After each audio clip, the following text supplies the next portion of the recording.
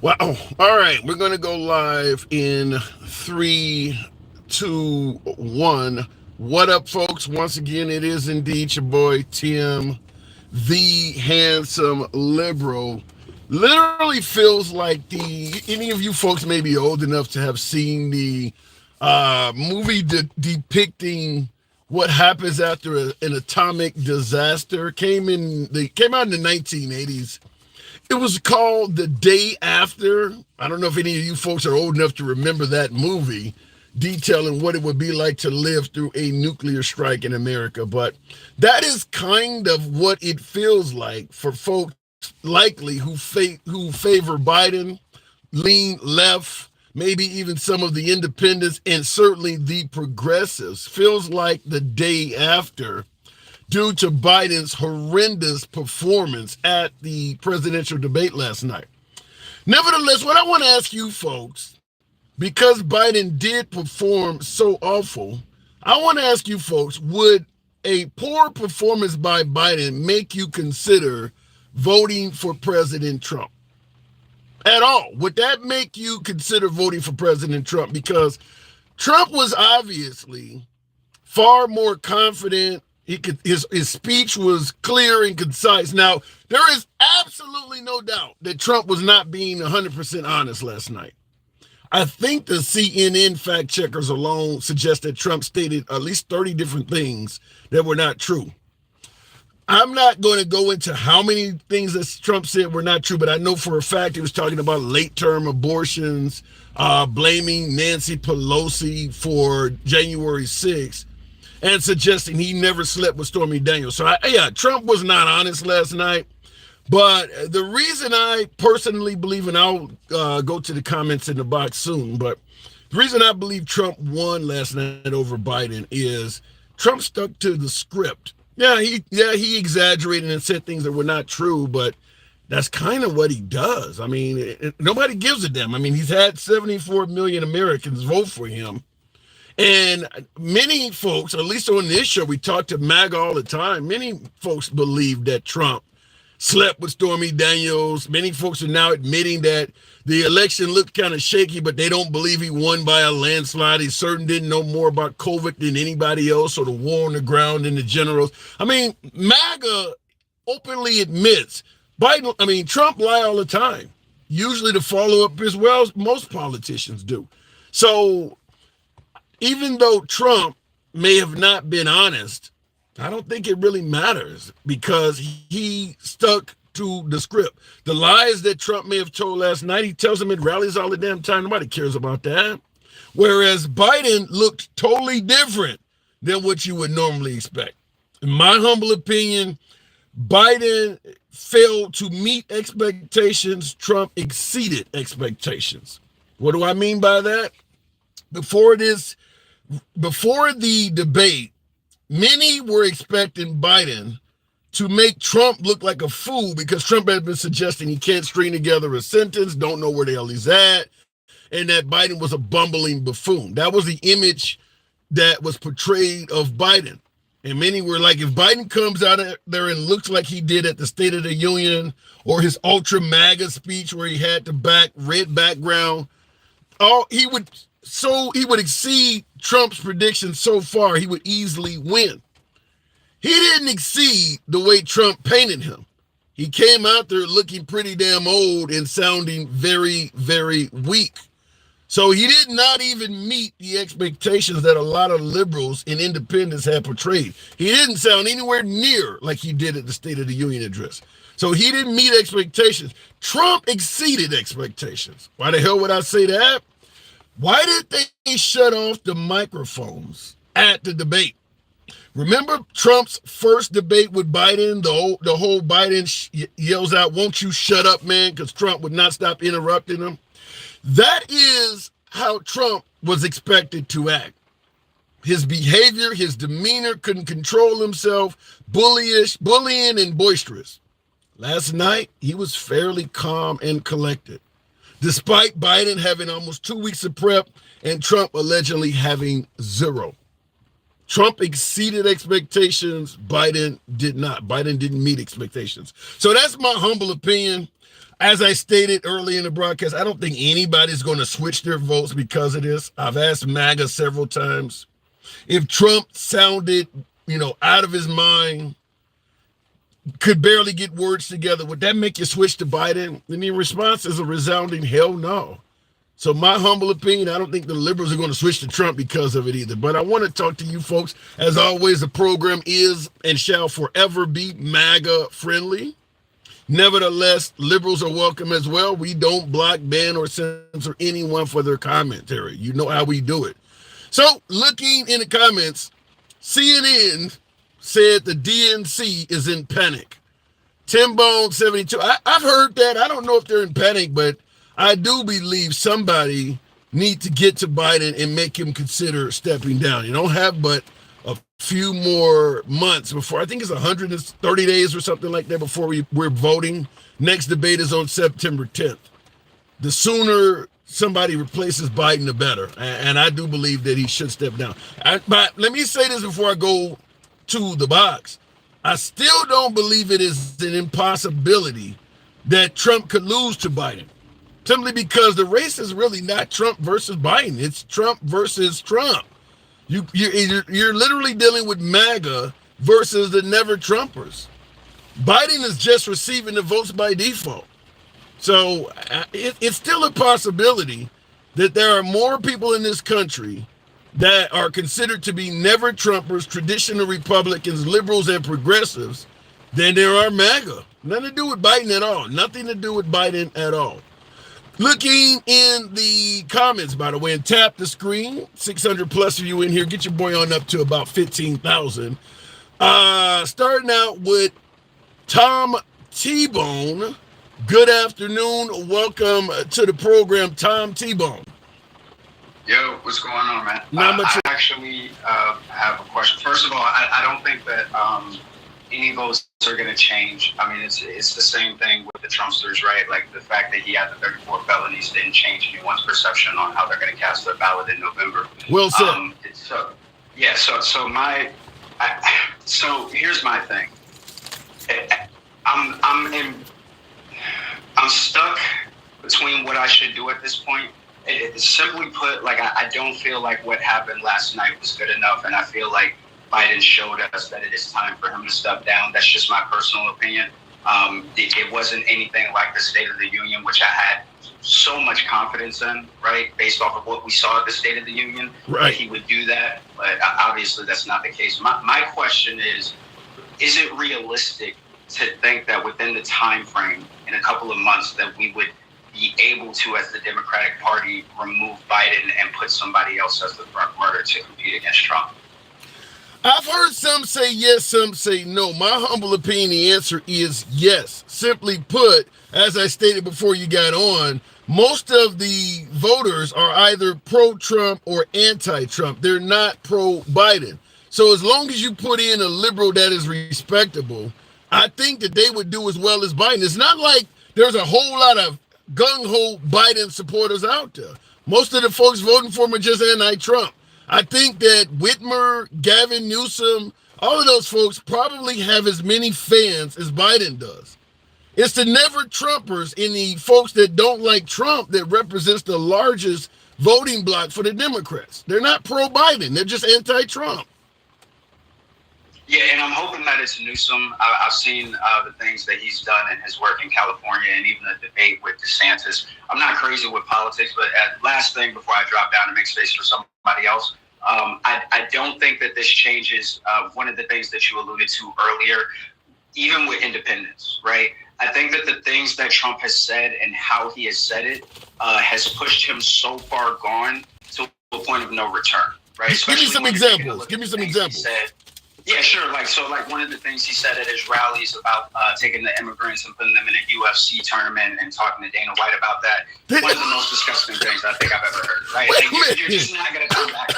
Did he say he wanted to put illegal immigrants in a UFC tournament and have Dana White orchestrate them fighting? Did he really say that? Yeah, so it was something along the lines of he was thinking about hitting up Dana White and saying that these undocumented immigrants were so violent that he wants to do a tournament with undocumented immigrants and then the UFC fighters, and then the champions from both of them would fight each other, he believes that the undocumented immigrant would win because that's how violent they are.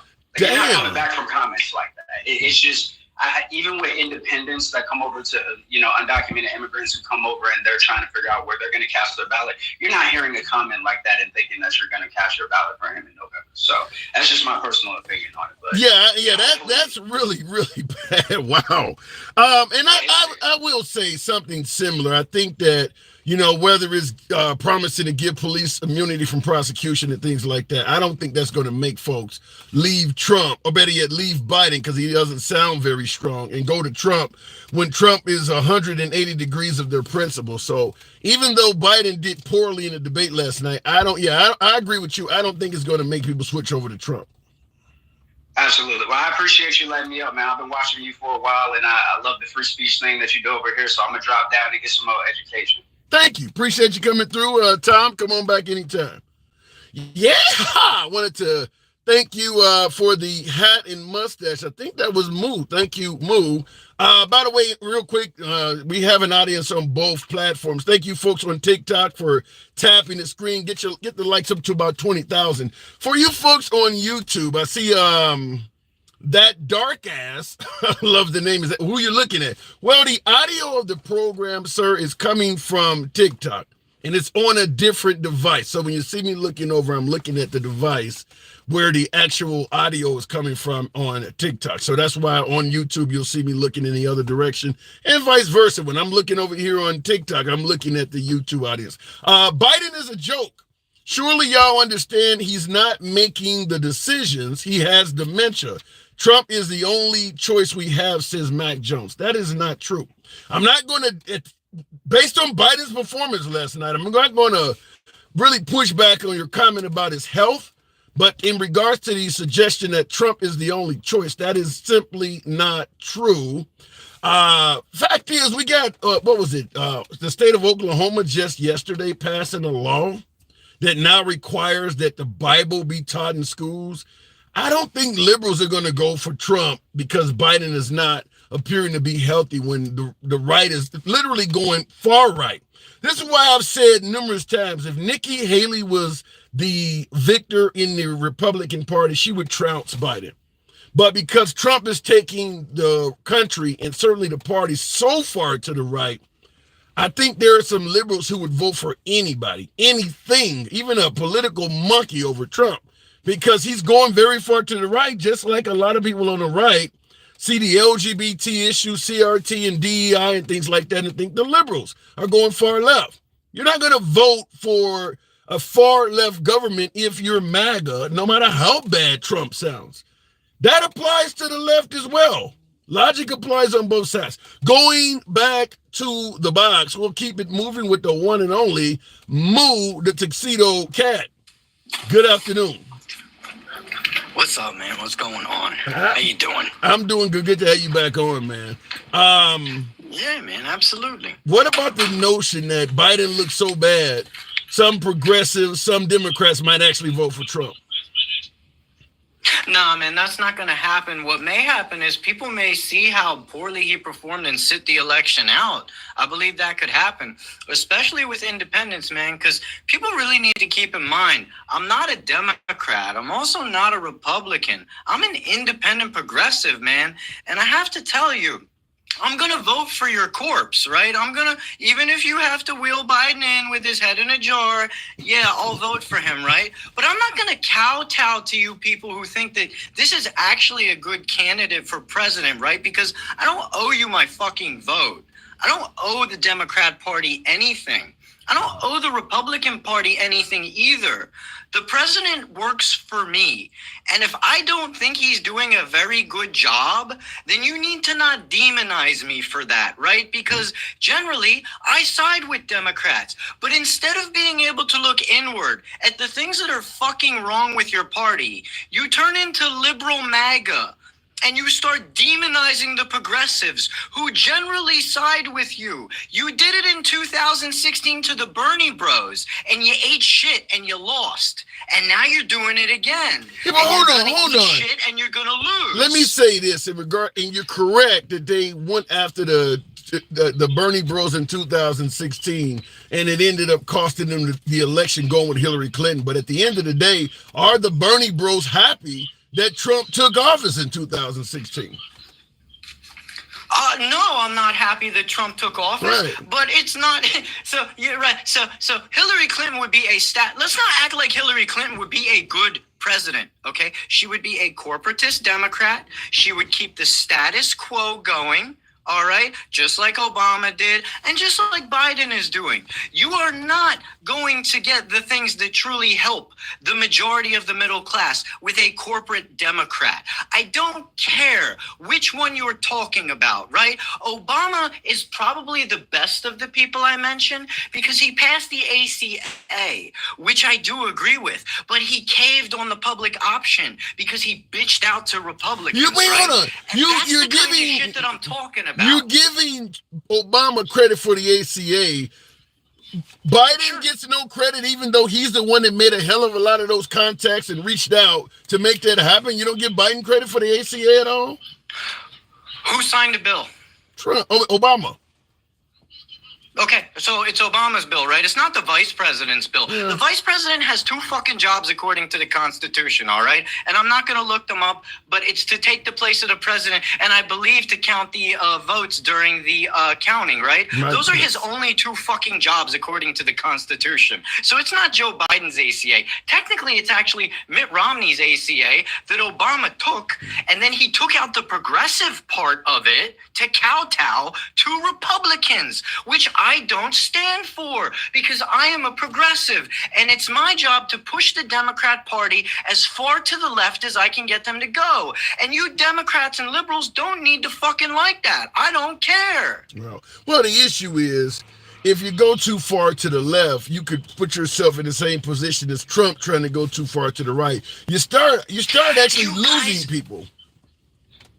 You guys are barely a liberal party at this point. There's so much corporate money flowing through your party. You're literally almost to the point of where Republicans were in the 1970s before they totally lost fucking mind. You're very close to being there.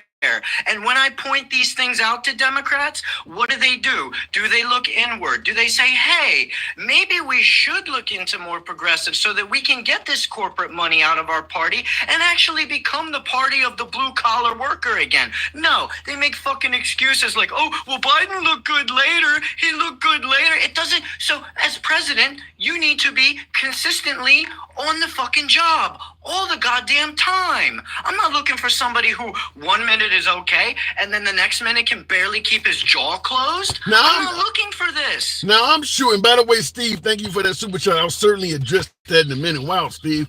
Let me ask you this. What progressive, because you're obviously progressive, you talk about this all the time. What progressive do you believe would be good to lead this nation? Sherrod Brown, Ro Khanna, Katie Porter, Jamie Raskin, Alexandria Ocasio-Cortez. AOC? Do you think she could get enough support? Correct. Yes.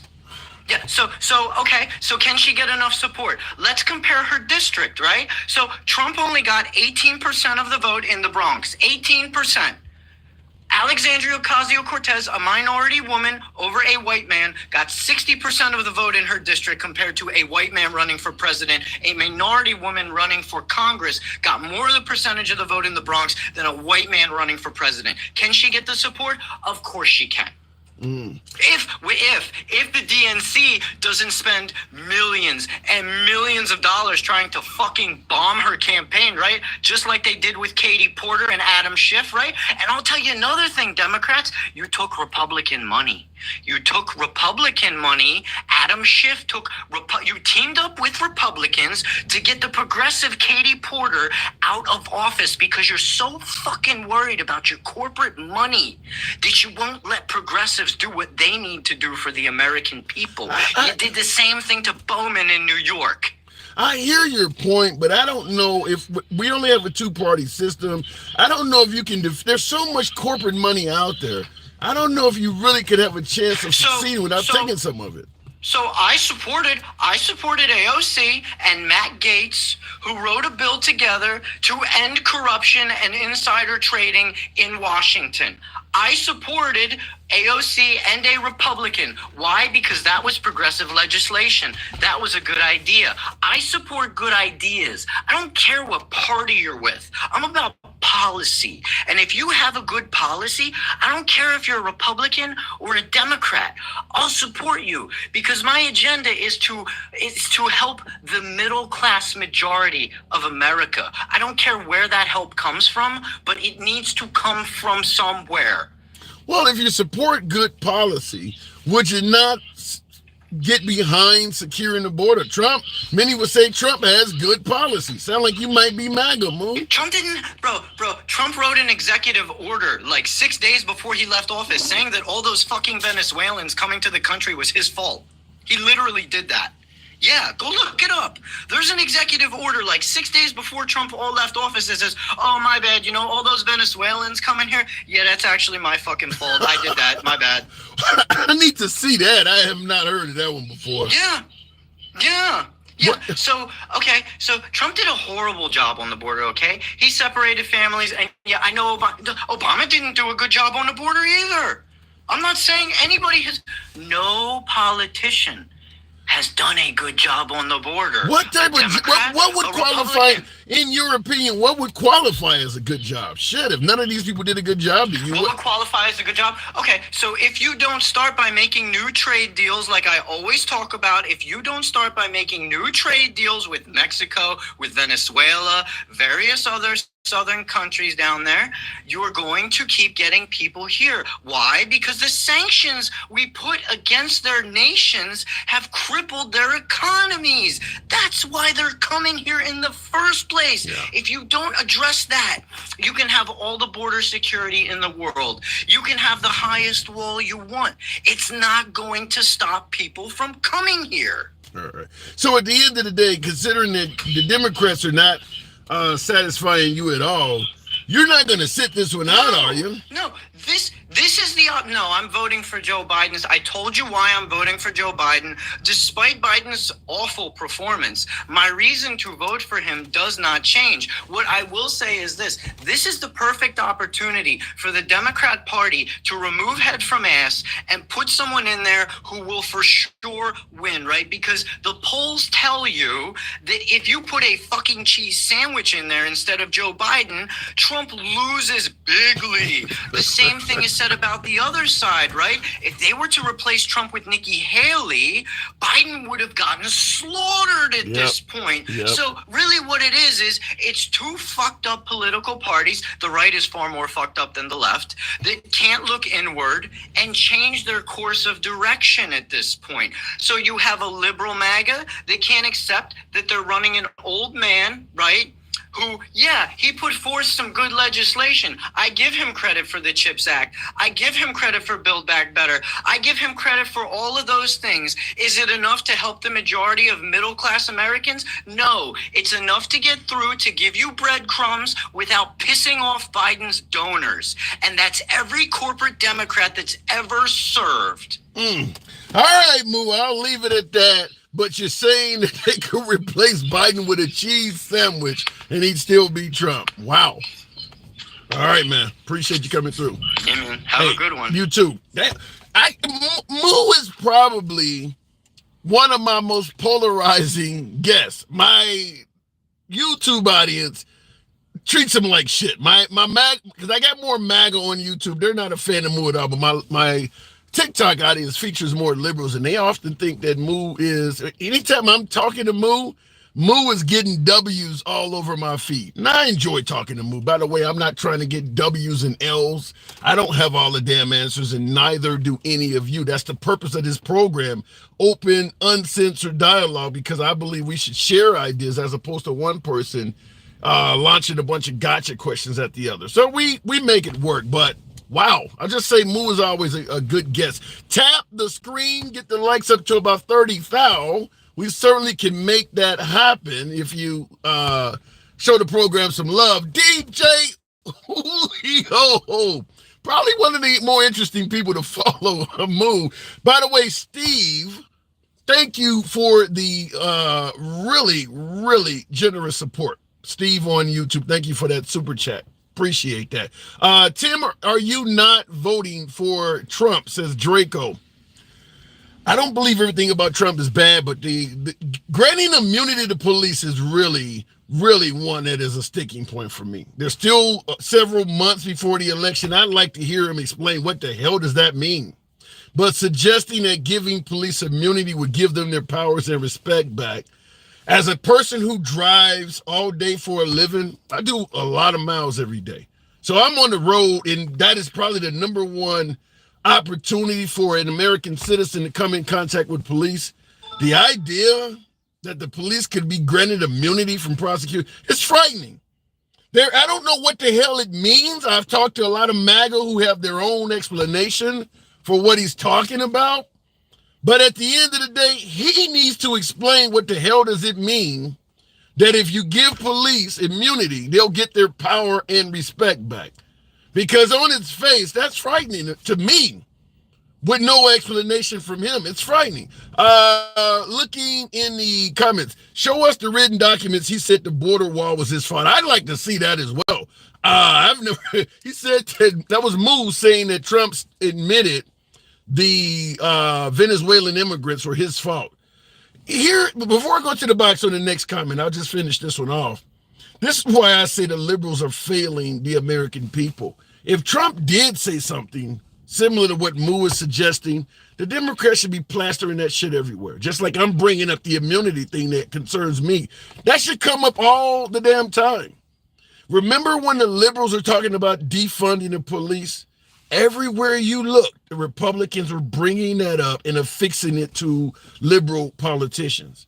Even though Nancy Pelosi and Joe Biden publicly stated they are not in favor of defunding the police, the Republicans even affixed the label to them. Trump is on video saying the police should get immunity from prosecution and it would give them their powers and their respect back. Democrats should be bringing that up at every gathering, because that should require some explanation from Trump. Looking in the comments, love your channel. You do great not taking a side during arguments, and you don't let the argument sway your beliefs unless it makes perfect sense. David, thank you for that. Appreciate that. Appreciate that compliment. And Ray S says, police won't matter when you get drafted for World War III. Wow, alter ego. Thank you for the galaxies, plural. Wow. Thank you, alter ego. The World War III thing, look, that's speculation. Trump is promising to give police immunity. That's not speculation. I'm going to leave it at that. As a viewer of my program stated yesterday, the likes of Vladimir Putin and maybe even Xi Jinping of China, the heads of state of Iran, nuclear weapons are nuclear weapons. Mutually assured destruction still applies. I don't think we're headed to World War III. These people might be homicidal. They're not suicidal. And World War III could result in a hell of a lot of people losing their lives. I don't think we're headed there. Going back to the box, we will continue on with, I was looking for him. He's not here. Nevertheless, we'll continue. I have one of the people coming up. Jeremy, 55. Good afternoon. Welcome to the program. Hello. Hey, good afternoon. Do you think we're headed to World War III? You mean like all the other times we were headed to World War III and the times before that and the times before that? And right. No, of course not. No. Yeah. Not at all. No. Man, first off, World War II and World War III are things that people don't even study. Sorry, World War I and World War II are things that people don't study particularly well, and they don't. And none of they do have patterns that overlay each other, but none of them have any of the same things that we've seen here today. I think the only way you're going to see an actual World War is if a lot of other major events happen that aren't likely to happen. Yeah. Now, I can see conflicts breaking out, but at the end of the day, do you believe what's happening on a global stage is Biden's responsibility? It depends on if he stays in office. But let's just say he gets another 4 years. I mean, in a way, partially, because in a way we have kind of positioned ourselves as the world's police, and I guess in a way we almost kind of have to be, because if there's like a genocide or something like that, or some kind of major like conflict that is like completely unjustified, usually we're always the big boys being asked. Yeah, but wait a minute though. I get your point about we are the world's police, but Trump is promising to focus on Americans and get out of other overseas conflicts. So he's kind of making it sound like he's going to get away from the label of being the world's police. So the idea that, World War III would start, but America would keep everything under control, if he gets out of overseas conflicts, he's not going to get involved. Yeah. Well, I understand why. It kind of makes sense, though, when you think about it, because a lot of issues aren't a one-side issue. For instance, World War II was a one-sided issue. There was no real arguing that the Yazis were pure evil, and the Soviet Union was mostly focusing on itself. Although later on, they started expanding, so that was a little different, But at least at the time, they were just focused on themselves. They weren't taking over places. But let me interrupt you. I'll let you continue. But here's the parallel. Right now, people are suggesting that if Putin is successful with the Ukraine, he would expand and move on.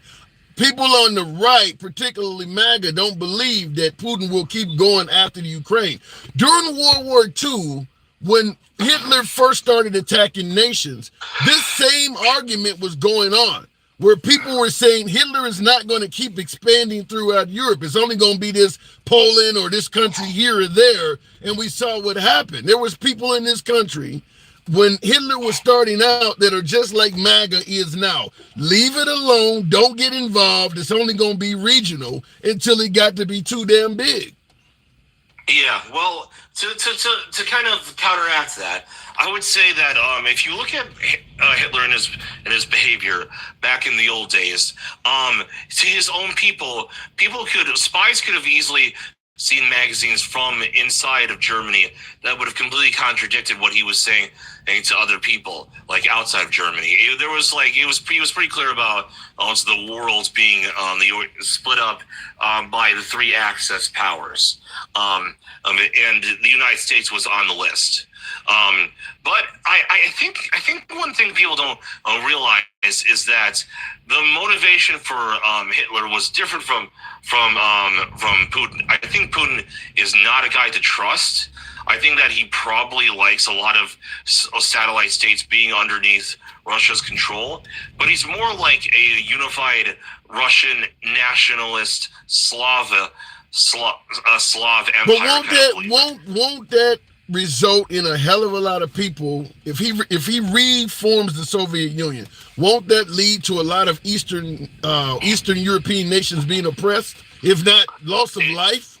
It will result in some of them, but I don't believe he believes that all Eastern Europeans and even Slavic nations in general all belong on Russian control. I think he believes that he wants to unify, I believe, just ethnic Russians, and if unify by force. Yeah, well, yeah, and that's not necessarily something I support. I don't believe he's a good guy.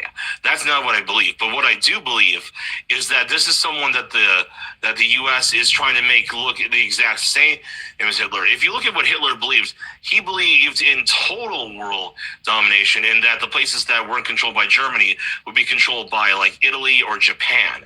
So they wanted like an entirely I get your point. World domination. I get your point about world domination. I agree with that. But let me ask you this: if Putin is able to reestablish several of the former Soviet nations, do you believe that would be good for America, bad for America, or make no difference?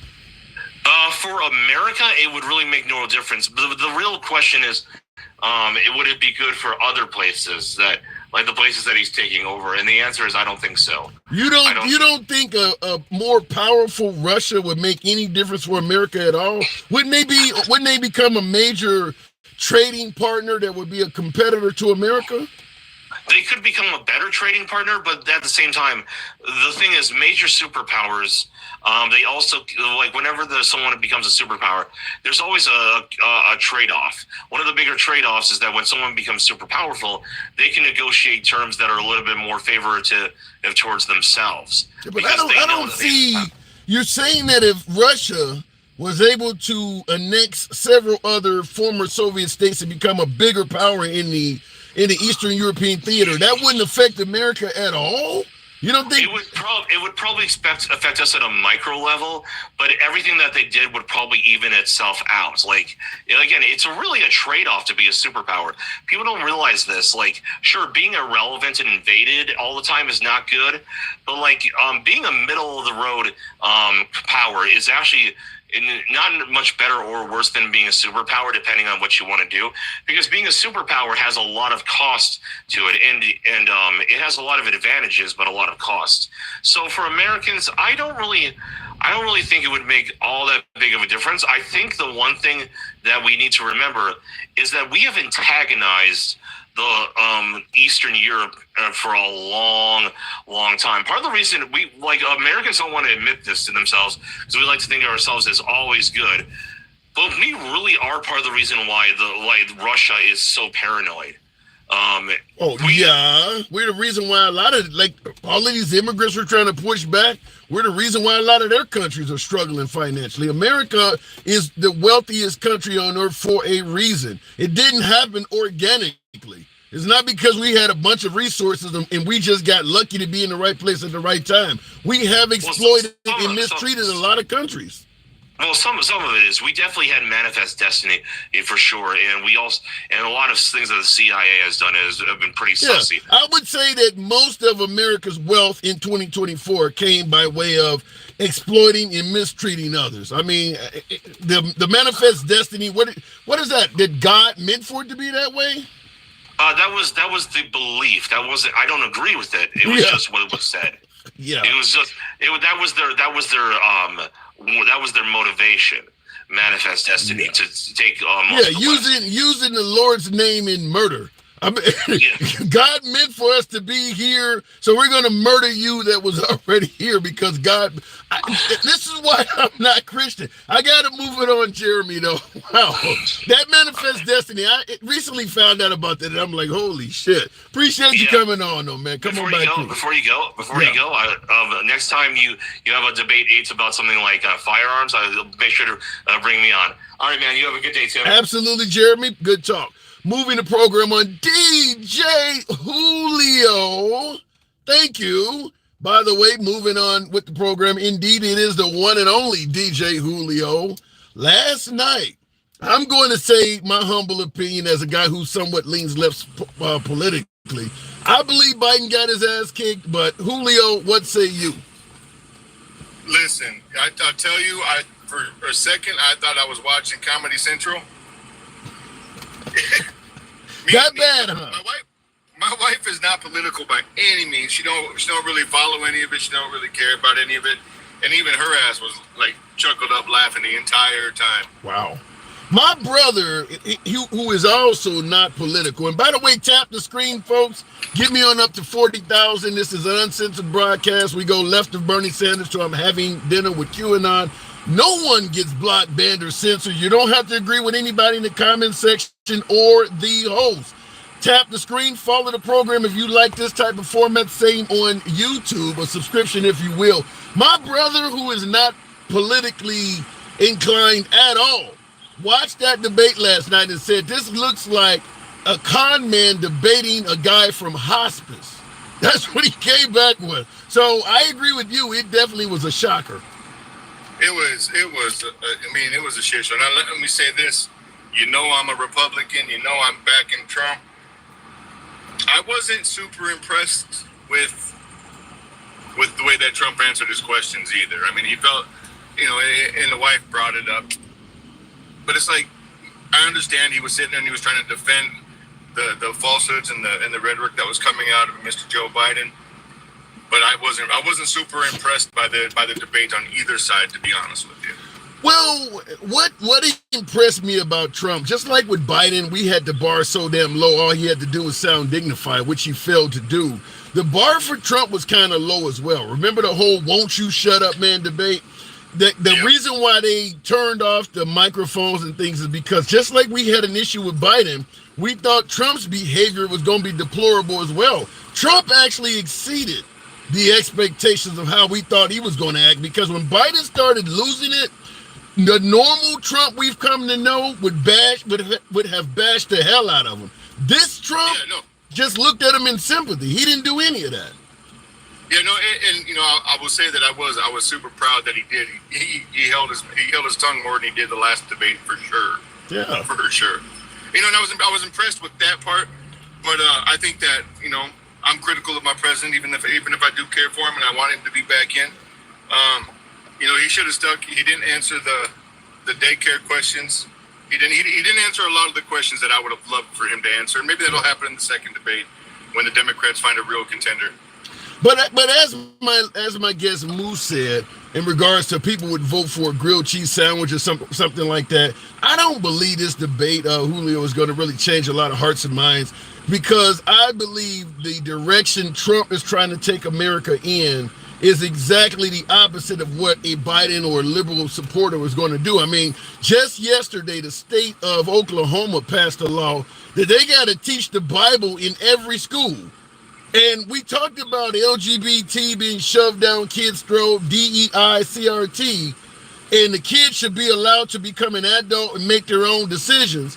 But yet religion, folks are going to shove one particular religion down the child's throat, eliminating that child's ability to make their own decision on who they want to serve or have faith in. That's, to me, an extreme. Yeah, I wasn't real impressed with that ruling by Oklahoma either. Yeah. And you don't hear anybody on the right complaining about that. Yeah. Yeah, no, and I agree. And they should be talking a little more about that. You know, I was impressed with a lot of his answers, but I wasn't like, it was answers I knew that were going to come. I wasn't shocked by anything other than the fact that, you know, Donald kept his mouth shut when he should have. And, you know, the golf thing was a little strange. I mean, I understand they were talking about physical agility and their ability to be functional humans. Yeah. You know, but I think they went a little far with that. Yeah. Poor Joe, though. Poor Jesus Christ. His family must feel like shit. Yeah. I would hope that his wife or somebody close to him could get to him. The next debate is, I think, September 10th, that they could get to him sooner than that. But at the same time, because of what I just told you, police getting immunity and how, you know, abortion and how far to the right Trump is taking the country, I still think Biden will remain fairly competitive with Trump in the polls, simply because Trump is not running against Biden. Trump is running against Trump. Yeah, and he is. And you know what? And I will say, I was actually kind of impressed by his answer, you know, with his stance on abortion. Yeah. I mean, that's, you know, 90% of conservatives, you know, are, you know, certain circumstances are okay, but for birth control, we're not okay with that. You know, so I was really glad that he stood on that. I don't know. In my opinion, I don't know if a lot of Americans believe that. The argument I give is, if the liberals, like Joe, what was his name, Beto O'Rourke, yelling at you, damn right, I'm going to take away your AR-15s or whatever. If the liberals were able to take away the AR-15, I don't think you could convince a Republican in this country that they would not go after something else after that. The idea that the right has taken away the federal ability to have an abortion and went for states' rights, and they're not going to try to go any further than that. I think nobody on the left believes that. I think most of us on the left, folks who even remotely lean left, and even a lot of independents, believe that if Trump gets reelected, they're going to go after a federal abortion ban eventually. I mean, it's just a matter of when they do it. Because at the end of the day, if you believe taking the life of the unborn is murder and your goal is to save babies' lives, you're not going to be okay with a girl going across a river or driving 20 miles down the road to another state and still killing the kid. You're going to try to change it there as well. Well, see, and that's why I think it's important to put it in the hands of the state, because then you as a constituent of that state have a right to vote what you want into that state. And, you know, it's not the federal government, you know, going back to Washington. It's not coming all the way back to Washington for that ruling. It's your state. And if you don't like your state and you don't like the way they vote and you can't get your state to turn, like say I was a Democrat living in South Dakota. If I couldn't get that, guess what? I'm a plumber. I can work anywhere in the nation. I'm a DJ. I can work anywhere in the nation. If I didn't like that, I would move to a state that, you know, was a little more left-leaning at that point. Right. Yeah, you and I disagree on that. I believe if the goal is saving babies, you're not going to be okay with a liberal state that you don't live in allowing a baby to be killed. If you are a true, let's say, Christian that believes in saving the life of the unborn, and you live in Alabama, but you know they're doing it in Illinois, you're going to try your best to save those babies in Illinois too. You're not going to just stop with your state. So the idea that everybody's only going to focus on their own states and they're not going to interfere with other people's politics, I don't buy that. Just like some states are already passing laws, making it, or trying to pass laws. I think maybe a couple of them are on the books, but they're trying to make it difficult for residents of their state to be able to leave the state and have an abortion elsewhere. They're already doing it. And I do. I disagree. I've told you this before. I'm not saying that it's my choice. Again, at the end of the day, my children, my wife, they have a choice to live with their conscience. They all know where I stand, unless it's medically necessary. I don't think that abortion is a right. And I'm not saying that the woman doesn't have the right to decide. I don't think that frivolous abortions are should be a right of anybody. You shouldn't be able to knock up 7 women in a month and have all 7 go get abortions because you don't want to be a dad or because they don't want to be moms. I don't think that's right. I think if you want to be proactive and you want to have a responsible situation as a female and as a male when it comes to children, that you should either abstain from sex until you're married or B, use protection. And that goes for the man and the woman. I don't think that there's any kind of moral fiber that comes from, I went out partying last Saturday and I got knocked up. Now I guess I got to go to freaking Sioux Falls, in my case, to get an abortion. Yeah, I hear the moral part of it, but in my opinion, I see it just the opposite. If you're going to force a woman to carry a baby to term and do nothing for her during the pregnancy or after, to me, the only thing the right is offering is, if you don't like this, either move to another state or close your damn legs. It is that harsh to women. If you don't like this law, move to another state or keep your legs closed. So let me ask you, what's wrong with that? I mean, just for talking points. I'm not saying that I agree. I'm just saying to help educate me and maybe somebody that's listening to us talk. What is wrong with saying, if you don't want to have a baby, birth control or close your legs? First of all, we know there is no such thing as birth control being 100% effective. What about in cases where the condom breaks or something fails? You're not showing her any mercy either. Right, but the states, what did he say? 26 states have abortion pills. 26 states still use Plan B. If a woman wants to have an abortion after the 6th week, there's a lot of Republican states that say hell no. A lot of women don't know they're pregnant by that point. So you could have a birth control device fail. The woman finds out she's pregnant after that 6 weeks, and the response from the right is, too bad, so sad. How long does it take to get pregnant, Tim? What does that got to do with what we're talking about? The 6 weeks thing. No, 6 weeks is when they ban it at 6 weeks, when they can check a fetal heartbeat, which could actually be sooner. Right. But what I'm saying is how long does it take for a woman to find out that she's pregnant? With each woman, it could vary. I mean, some women don't know they're pregnant until 2 or 3 months down the road. It varies. Well, that's because 1, they're not paying attention to their cycle. 2, they're not knowing that they were having sex unprotected, which doesn't make sense to me. What I'm saying is, if I have sex with my wife today, and I know she's fertile, and I know I'm fertile, and I have an accident, and I forget to pull out in time, I am forced at that point, because I played an adult game, I am now charged with having to play and receive adult rewards, which is the child. I don't get to say, oops, I fucked up, I didn't find out for 6 weeks. You can find out within a week if you've been dumpstered. If a man has if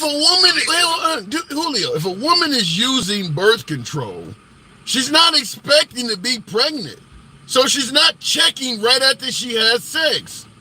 So she might not realize it until 7 or 8 weeks or further down the road. She wasn't checking. Yeah, but we're talking 1 in a million cases. You think failed birth control is 1 in a million? Breaking condoms is 1 in a million? It's pretty up there, yeah. I mean, really? Use the right size condom. Don't try to be a magnum. If you're not a magnum, you won't break a condom. I can snap a condom with 2 strokes. Let me tell you something. A lot of dudes will snap a condom and not even tell the female. So she don't even know that the dude has made the attempt. Well, I mean, I hear your argument and I understand your argument, but what I'm trying to say is if you have an idea that something happened, and for that matter, Tim, let's not be cynical here. No, you're being unsympathetic. You're being unsympathetic in my opinion. If I'm having sex with my wife and I'm using a condom and it breaks and I just don't think about it, when my wife gets up from that series of events, she's going to know that there is something draining out of her that's not normal. It could be her. She might have been so excited. It could be her. It's a completely different thing. You're holding women to a high account. You're really giving Go ahead. I'm holding women to that standard because I can't get pregnant. It's your responsibility to make sure you're sleeping with a responsible man. Wow. And you don't understand why women view this with such disregard to the Republican Party. You don't see this as harsh at all. Life is harsh, Tim. Everything that we not if you vote on the other. Life ain't gonna be harsh if you vote for the other guy. If you vote for this, yes. It'll be a socialist situation. Now, you're right. I'm not into socialist. Yeah. I'm just going to tell you, when Moo came on here earlier and said some people would vote for a cheese sandwich over Trump, this, what we're talking about right now, certainly would make women want to go in the kitchen and cook a grilled cheese sandwich and cast a ballot, because this is harsh, man. You're basically like, look, if you don't do everything right and you end up pregnant, too bad, so sad. No sympathy for you. Well, this is what I'm going to say. I've got 3 daughters. I've got a wife. And in 25 years of being with my wife, there's been no unplanned pregnancies. There's been no abortions. My children that have kids plan their children and never had an abortion. We'll go back and go to my aunt's side of the family where there's more children that are female in my life. 0 abortions in my entire family. Everything that we have done is responsible and planned. Now, if we teach responsibility to these women and these boys that are growing up, we might have a functioning Democrat. We can be a Democrat family. That's fine, but we need to be freaking responsible. End of story. Julio, you sound like Ronald Reagan during the war on drugs. You're not going to legislate responsibility in regards to something people like. People like getting high and they like to fuck. You're not going to pass a law that's going to make people fuck differently. Just like with the drugs, it's not going to work. What's going to happen is women are going to still be trying to have abortions, or they're going to have children that they leave behind in dangerous locations, or the right is going to start throwing a bunch of them in prison. There's a reason why abortion became legal in the first place. Legislating responsibility did not work throughout American history. I don't know why people think it's going to work now. Well, I would imagine that, with our technology and our day and age, that maybe some people would pull their head out of their ass and, maybe start to think about and care about the future of the person they're with. I personally care about the future of my wife. We don't need kids. We're in our 40s. We don't need no more kids. No, she's not on birth control. No, she hasn't been on birth control for 17 years. And you know what else is crazy? Still no babies. Yeah. Still no birth control, no babies, no abortion. For 17 years. I don't listen. I'm not going to try to disrespect you as a father, but a lot of daughters have had abortions and their dad don't even know about it, man. Well, I could tell you right now, my family talks about everything. And if my daughters needed to have an abortion, they would come to me and we would take care of what we needed to take care of. Because above all things, hold on. Above my opinion, I respect the woman and her choice. I just don't agree with it. If a daughter is listening to you talking to me like this, you think they would feel comfortable coming and telling you they're pregnant and they don't want the kid, and they hear you talking like this? My daughters have heard me talk like this. They know I don't stand. I'm not a fan of abortion, but they also understand that where my compassion does come in is I understand things happen, and they understand that I would have their back. I wouldn't be happy about it. It's not my body. I can't choose that. Yeah. This is just my talking point and saying I don't agree with it, and this is why. Yeah, I got to tell you, as opposed to completely disappointing dear old dad, because you're making it clear you'd be really disappointed in her. I would try to have that procedure done without telling you what took place. I mean, there's nothing good going to come out of telling dad about this. Yeah, he has my back, but clearly I'm a huge disappointment to him. Why would I tell him if I can do it otherwise? That's not the case at all. That's not the case at all. I didn't say that I would be disappointed in them. You just said it. You don't agree with what's being done? I did not. Tim, this is the first time you've ever twisted my words. No, I did not say that. All right. What I said is I would not be happy with it. What's the difference? I would not be happy with it. Big. Being unhappy and being disappointed are two very different things. It is? If I'm unhappy with your decision, it's also disappointing. Well, that's on you. Okay. And by the way, Name Barbara on YouTube asked the same question. How does he know that about his kids? I'm assuming you have a tight relationship with your children and you believe they would come to you even if they thought our whole entire family is tight. There's a shit we do that other people don't know about.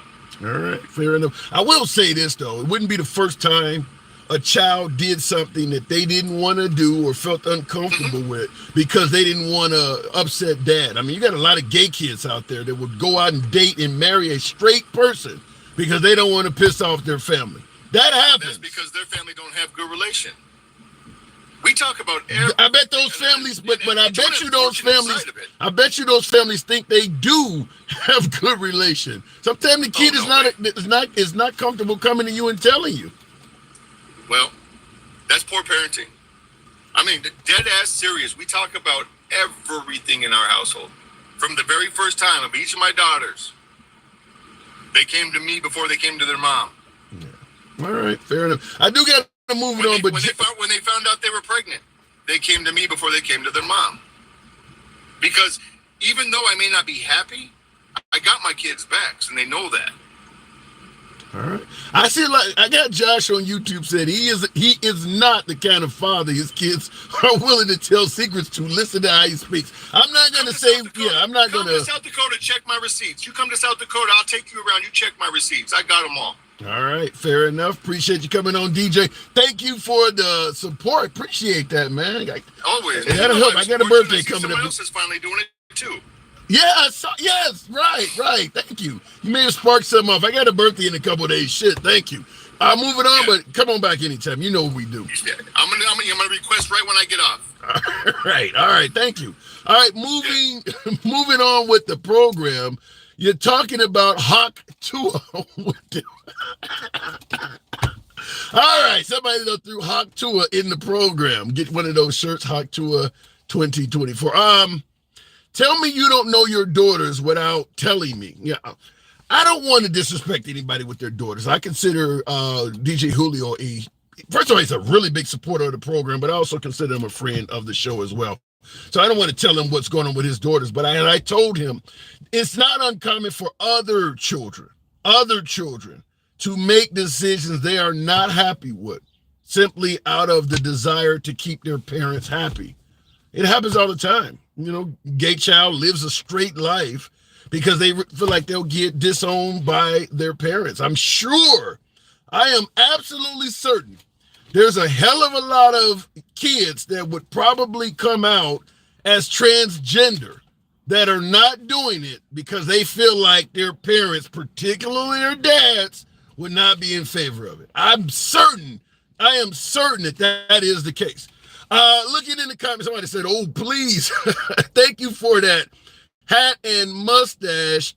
Gregory, appreciate that. Yeah, going back to the box, talking about the first presidential debate. Tap the screen. 900 plus of you in here on this Friday. You could be anywhere you want. Certainly a pleasure having you here with me this afternoon. Tap the screen, get the likes on up to about 60,000. Same on YouTube. Feel free to smash that like button. This is an uncensored format. We don't block, ban, or censor anyone. We do go left of Bernie Sanders to I'm having dinner with QAnon. Everyone gets to speak. You don't have to agree with anybody in the comment section or the host. It's all about free speech. If you enjoy that type of dialogue, follow the program on TikTok, a subscription, if you will, on YouTube. Steve! Damn!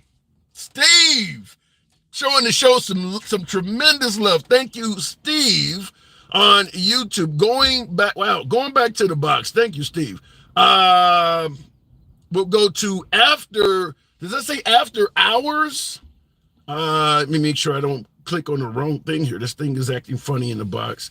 There we go. After hours. Good afternoon. Whoa! Good afternoon. Alex, thank you for the Galaxy. Hell of a Friday night. Thank you for that. Damn. You guys are really kind today, man. Thank you. Alex, after hours, rather. Did you catch the debate yesterday? Charles? Good afternoon. I did, brother. I did. I just want to let you know this is my first time subscribing, first time gifting. I've loved your program for a little bit, and I had to join in. So thank you for the hosting right now. Good stuff. Thank you for certainly tuning in and supporting the program as well. Steve? Okay, so what did you think? Oh, boy. This is a tough one. It's a tough one. I've been holding out. I've been trying to support Biden for a while. And I'm holding out hope that the Democrats are going to figure this out and swap them out right quick, because it can't go forward this way. It really just can't. You know, we all have eyes. The Democrats are honest. We what do you call it? We engage with truth, right? We're not going to spin. We're not going to lie. We're not going to pretend like what's happening isn't happening. I don't know about that. After hours, we've been lying about Biden's cognitive abilities for a while. I think particularly behind the scenes, a hell of a lot of liberal politicians have been saying this man is up to the task when they knew probably that he was not. I mean, last night was horrible, but my guess is some folks who have access to him privately, his administration, Kamala, some of the liberal senators in Congress, they've probably seen this before. I mean, I'm sure Obama, the one who guided him off stage, I'm sure Obama don't seen this stuff. They just didn't tell us. I think some lying on the liberals has been going on too. So here's my theory. Here's what I hope is true. I have no proof of this. So this is just me trying to hope that this is what's happening. I think Joe Biden was stubborn.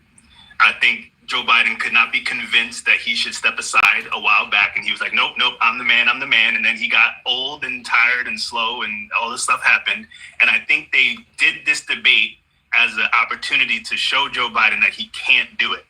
I think if he would have showed up and did it the way he did at the State of the Union, it would have been all gravy. But I think the reason they did this debate so early, hopefully, was to have him experience the fact that he can't do it. And now they have enough time to switch it up. That's my hope. I heard somebody else say the same thing. The reason they had the debate so early, just like you stated, that they could see kind of a put up or shut up for Biden. And if he didn't do well, it would still give them some time to replace Biden. In my opinion, if I don't hear anything about them making some kind of announcement in the next 2 weeks or so, I got to assume they're going to ride with Biden still. That would be a huge mistake.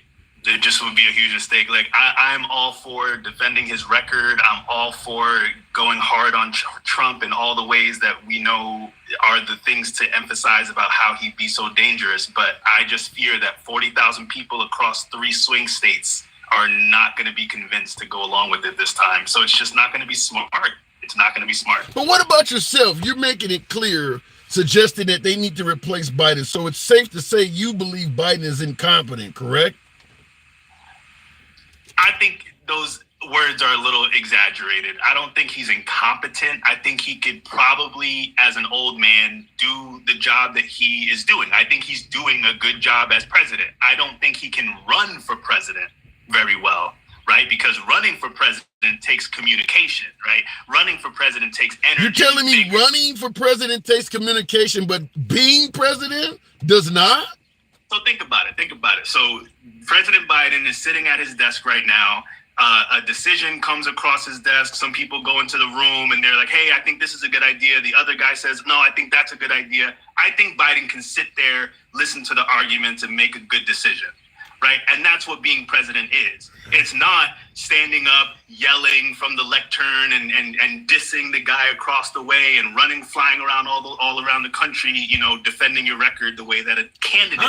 I don't know. I think it takes more than that after hours. I don't think it's a matter of just sitting there and judging a pride fight between two people and making a decision. I think sometimes you got to tell the one general, not only is your decision not going to be approved, this is why I'm not approving it. I think you need to be able to communicate as well. I think that's one of the biggest detriments to Trump, is because he wasn't a typical politician. He don't know how to unify people and bring folks together, which is why he didn't get the wall built. He didn't repeal or replace Obamacare, and he damn sure didn't drain the swamp. I think communication is necessary.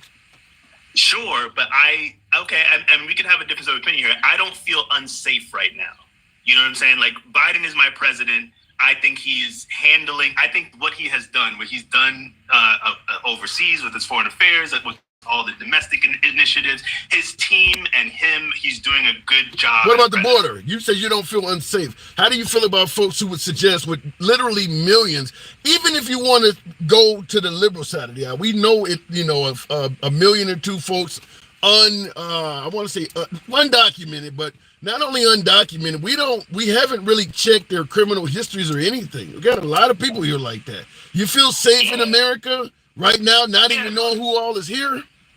So it's a good question. I think my political analysis is a little bit different from your typical conversations. I'm not one to think that the president is all powerful. I'm recognizing that there's some political gamesmanship. The Republicans has stymied lots of efforts to do bipartisan bills, right? They want this issue. You know what happened, right? You know that they had a bill and Trump said, don't do it because I want to run on it. And you know that Mayorkas and all them are perfectly capable, good people trying to do a good job, and it's just beneficial politically. I don't know. You took me in regard, and by the way, Gerald MC, thank you for that subscription. I meant to give you the acknowledgement for that. Thank you, Gerald, for that subscription. But in regards to you talking about Mayorkas and things, Biden's been the first few years of his presidency adamantly denying there was any issue at the border. So did Kamala. She wouldn't even go down there. Now you got this mess on their hands. I don't know if I would say that Biden has gave it his all at the border. I think he's failed us on that. But this is I'm a little bit deeper into the strategy of the political outcome that he was going for. So my perspective is Biden's strategy, because I've been watching Biden a long time. You know, I paid attention all the way through the Obama years and even before that when he was senator. He understands that there are conversations that need to happen amongst politicians before you come out and just announce stuff and say things. That was the irresponsibility, I think, of Trump's demeanor as president, is that he would just come out and start talking, right? And people were frustrated because they were like, look, we were trying to do the thing, but Trump just ran his mouth and he messed up my ability to negotiate and my ability to, jive with the people that I need to work with to get a bipartisan deal. You know what I mean? Like, it is really risky for a Republican to cross the aisle and actually work with Democrats because it's so politically fraught. So sometimes you need to just shut the hell up and let people have the privacy and the time to negotiate things. So I think all along, Biden was like, I understand that the border is a big deal, but here's how we're going to handle this. Well, the problem is everything you're saying, I kind of agree with the exception of Biden all along saying, I believe the border is an issue. But no, Biden was saying the border was not even an issue at all. I think Biden was upset, as I was, with the circumstances at the border after the Trump administration, right? I think there was inhumane, separating of families. I think there was a real humanitarian crisis about the way that they were being treated, on the other side of Mexico, right? So I think there was things that needed to be fixed. And I think that there was a pandemic, and I think that there is, and honestly, I'm going to be honest with you. I do think that it is more attractive for people to try to come into the country under a Democratic administration. I'm not going to deny that. Oh, hell yeah. Not going to deny that. Trump would damn near shoot you in the head coming in the country illegally. Yeah, it's more attractive. I agree with that. Exactly, but what I don't think is happening is that Biden wants the open borders. This is where the Republicans go wrong. Yeah. They're like, Biden wants the immigrants to come in because we want votes or whatever, not knowing that if you're not a citizen, then you can't vote. So that's weird. But you know what I'm saying? Like, I just think that they wanted to fix the things that Trump was doing that wasn't in line with who we are as a country. And it took a while to try to figure out that we needed more asylum judges, we needed more technology, right? And all that stuff took congressional action. You see what I'm saying? Yeah. So at the end of the day, you don't believe Biden really did a bad job on the border then? I don't think that the border needs to be this like yoke around Biden's neck, because at the end of the day, the fact that we don't have a better border situation at this time is because the Republicans were like, nope, we're going to go ahead and have this fight for the election. Because look, if that border bill passed, then the border would be more secure, be able to shut it down after 3,000. Yeah, but that border bill after hours is only a few months ago. The border's been out of hand Biden's entire presidency. He could have done more than what he's done. He just passed an executive action. What, last month? He could have done that back in 2022. No, but this is what you're missing about this. That executive order that Biden did is going to get overturned.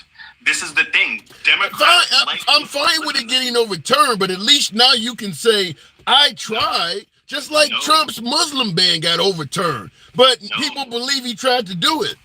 That doesn't make any sense. See, this is the problem. Listen. The problem is, Democrats actually want to follow the law. Democrats actually want to respect the Hatch Act. Democrats actually want to respect Supreme Court decisions. They want to execute the law in ways that'll be long-lasting, right? So this executive order, first of all, can be overturned on January 20th, 2025, should there be another administration. That's number one. But number two, it's going to be overturned because it's against the law. The ACLU is going to challenge it. You see what I'm saying? So like, why would Biden, knowing all that, just do it for show so that you can say, oh, well, at least he tried? Like, that's not the way you run a country.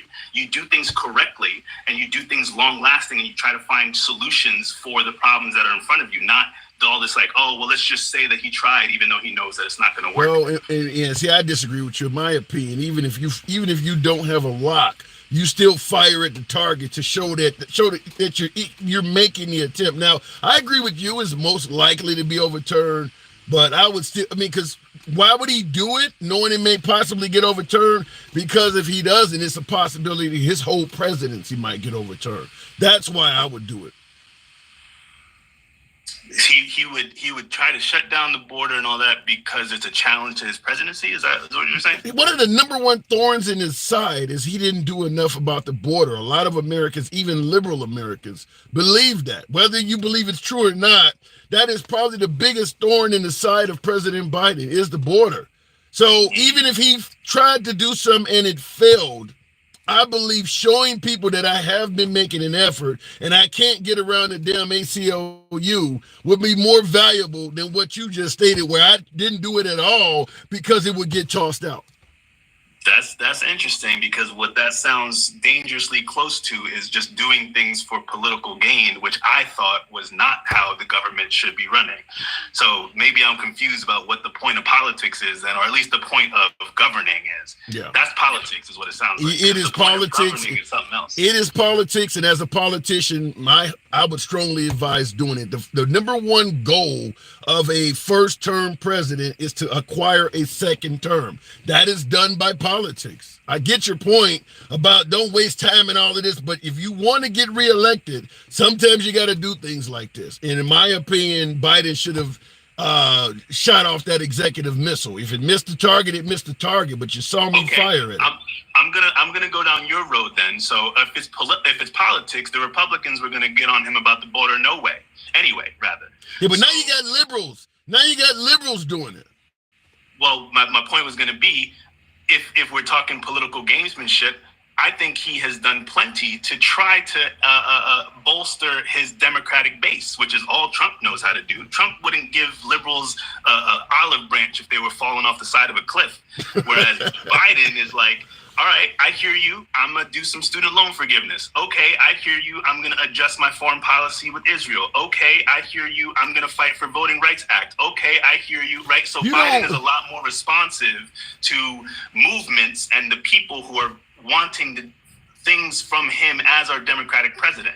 I disagree with you on that. I think Trump has went further to the right. Trump is not that far to the right personally. Just like you said, Biden is caving to a lot of progressives on some things. Trump is caving to the far right. That man ain't pro-life like that. That man ain't Christian like that. That man believed that you don't need to have a high-capacity magazine or a long rifle in your personal possession. Trump believed that. He caved to the far right, just like Biden is caving to the progressives.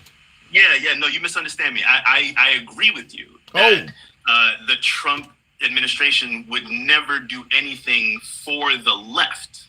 Okay. Biden doing something about the border sounds to me like that would be something for the right. Whereas what I'm saying is Biden is making all the political calculus to try to shore up his Democratic base by doing things that we care about on the left. Not progressives, right? Because progressives certainly have their issues with the Biden administration, but at least he's responding to the politics. Look, Reverend Warnock, right? Senator from Georgia, was like, look, I was the one who talked to Biden and convinced him to do student loan forgiveness because he was about to back off of that because it started to be a political football. Right. And he was like, no, you made a promise. And Biden said, you know what? You're absolutely right. So that's what I like about Biden is that he's at least connected enough to try to listen. He can be talked to. I agree with that part. That's my point. I agree with that part. He is malleable to some degree. I appreciate that after hours. I got to move it on, though. You know the program's always open to you, man. Absolutely, man. Take care. Good talk. All right, moving the program. And a lot of folks agree with some of the things After Hours is saying, certainly over me. I don't have a problem with that. I saw the comments. Biden and Trump lost, says sports and trucking. There are a lot of people who agree with that. Because even though Trump came across as more confident, you could understand him and things like that. A lot of things he said were not factual. I'm still blaming Nancy Pelosi for January 6th, talking about after birth abortions, and he didn't sleep with Stormy Daniels. Trump was not being honest. So a lot of folks believe that neither one of them were victorious. And then they're both up there talking about who can golf the best. What the hell is that all about? Nobody gives a damn if you, that fact is the American people are paying for your ass to golf. So we don't want to hear about you two golfing, but yeah, I agree with you. Some folks do believe that neither candidate won.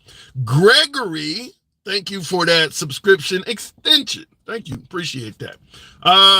In the comments, host, Rep 8319. I'm not even gonna reach it. You don't add anything to your comments, so I'm gonna start scared. You just put it in caps with nothing to it, so I'm gonna leave it at that. It was a mockery of a debate, says Moo. A lot of Moo, I know you believe that, but you're not the only one. His coach doesn't care that he lies. They think that he's the second coming, and anything he says is immediately gospel, says Josh. I did have a Trump supporter when I was in line at a Trump rally tell me Trump was not ordained, but he was appointed by God. I had somebody tell me that, and a middle-aged man around my age told me that. God sent them to us. So there are people who do believe it. By the way, thank you for the hat and mustache. That Charles, tap the screen, folks. Get the likes on up to about 70,000. That Charles, shout out to you. Appreciate the support. Likes up to about 70,000. This is uncensored programming. Follow the program if you enjoy this type of civilized dialogue from all sides of the aisle without censorship. Follow the program on TikTok. A subscription on YouTube, if you will. Trucker Mike G says Dan Quayle won the debate. That's humorous. That's pretty funny. People still voting for Biden are in a cult at this point. The elder millennial scrolls, that is patently false. I'm going to tell you myself, said in the beginning of the program, I don't like the fact that Trump is offering to give police immunity from prosecution under the guise, this is a quote from Trump, they'll get their power and respect back. I'm just going to tell you, without any further explanation or putting that in any kind of context, that's frightening. That is frightening that you got a president saying he want to give police immunity from they got nothing to do with a code. I don't want that. I don't know what else to say. I want the economy. I'm fine with, I would love $2 gas. I would love to see Ukraine and Russia end their war, Israel, and and the Palestinians get things right. But the idea that police would end up with immunity from prosecution, with the goal being to give them power and respect back, that is frightening. And that's not a CNN quote or some shit you hear on MSNBC. You can go on YouTube and see him saying that out loud. You can see him saying it. That is frightening. You don't have to be left or right to question what the hell is that all about. Looking in the comments, I told you that Trump is a problem. Been a something, says Master of Buildings. Well, that statement is a problem. I'd rather pay $10 a gallon than the police have immunity from prosecution. That's not going to work well for people like me at all. I do a lot of driving. I drive a lot of miles. I'm in the car for a damn reason. I work in the car all damn day. That's where you come in contact with law enforcement, when you're behind the wheel of a vehicle. If you're ever running from law enforcement, don't fucking drive. So the idea that the police could get immunity from prosecution, that's frightening. That is really scary to me. Going back to the box, and we'll continue on with Miami luxury. Good afternoon, Miami. Talk about police have immunity. In this talk, okay, it's just to give them their... Hold on a second. Miami, hang on a second. He says, this is coming from Bob, says, talk about the police having immunity. Is this talk okay? It's just to give them power to be police, not to overcome the world. Remember, we're all here to obey the law. That ain't come from Trump. What you're saying, I'm fine with being law-abiding. I have no criminal history at all. My criminal history is probably cleaner than the average cop. I have nothing on my damn record. I haven't even been given a moving violation in over a decade. But saying that giving the police immunity would give them power and respect doesn't have a damn thing to do with what you're talking about. How does the police gain respect by giving them immunity? How does that? Are you suggesting that the people of this nation would start respecting the police if they knew the police had immunity from prosecution? That sounds more like fear. I appreciate you trying to interpret it to make something positive out of it, but what you're saying does not make sense based on what Trump said. It just doesn't.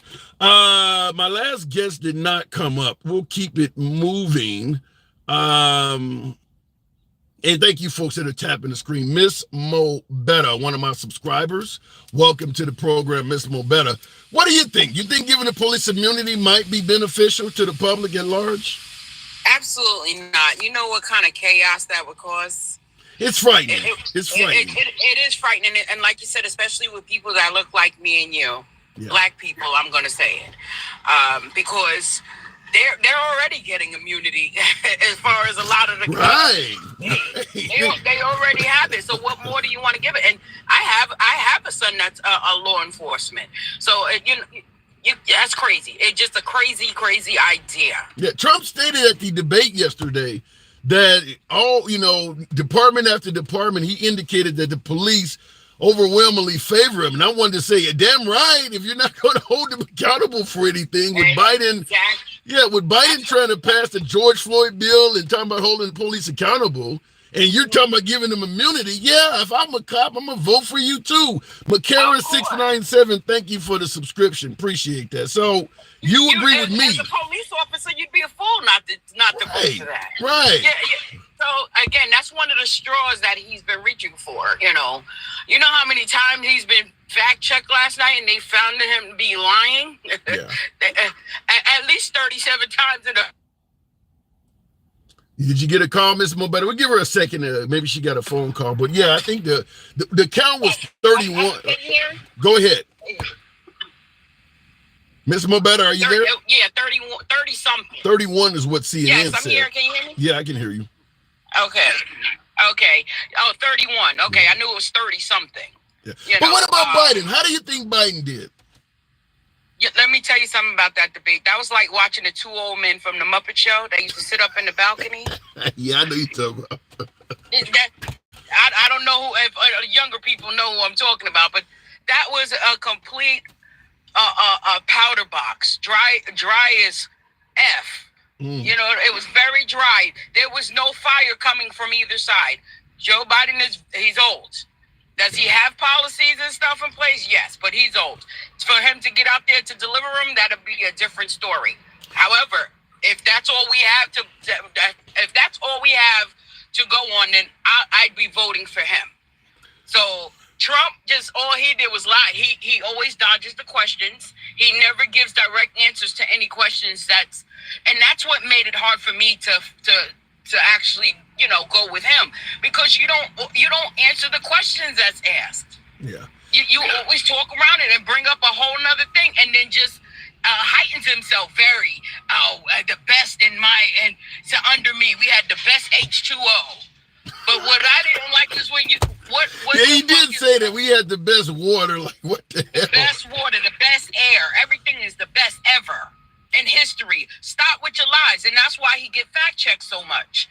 But that's why. But Mr. Mobetta, that's why I give Trump the win, because Trump is he's become so known for saying and exaggerating shit that there's no consequence for it anymore. I mean, he can get up there and say, I know more about COVID, or I didn't sleep with Stormy Daniels. I mean, we've gotten to the point where, and he got 74 million votes doing this the first time. I don't think that Trump lying is harmful to Trump at all.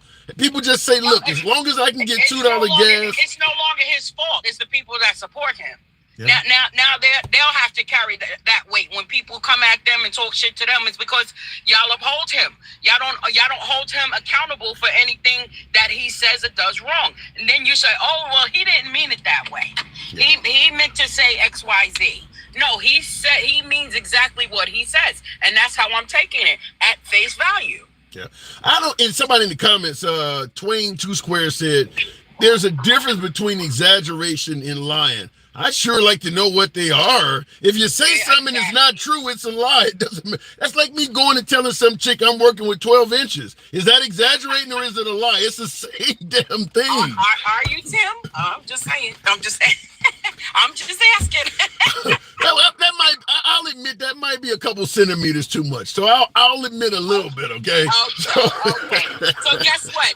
You exaggerated. That's still a lie. Yes, it's a lie. It's a lie. It's still a lie. And I like that analogy you just used. Yeah. And with Trump, you talking about black job. What the fuck is a black job? Yeah, what? Yeah, he did say that the immigrants are taking away black jobs. That is something, because I know folks point out Biden, vote for me and you ain't black, and they say that's racist. Yeah, what is a black job? What is a black job? Like I said, like you always say, we held Biden accountable for that too. Yeah. But again, he had balls enough to apologize for the things that he know was offensive. Yeah, black jobs. Black job, because folks, I got folks on YouTube, for instance, mentioning it. You're bringing up the race car. Black jobs is bringing up the race car. What the hell is a black job? So I didn't make that up. He said that shit. And those are the things that people are not calling him out on. Yeah. They're giving him passes on that. Can you explain to me what a black job is? Yeah. Explain it to me for clarity.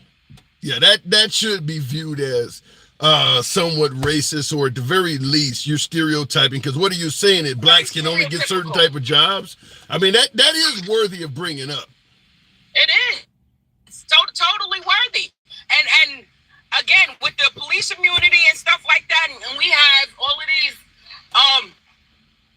quote unquote African Americans claiming to be for Trump, y'all look like fools. I gotta throw this one at you. I gotta throw this one at you, Mr. Mobetta. Now I don't block, ban, or censor. This one could be considered controversial, but it's in regards to our conversation. I'll throw it at you and let you have the floor. I don't block, ban, or censor. Now, we were talking about what is a black job. Mark on YouTube typed in burglary. What say you?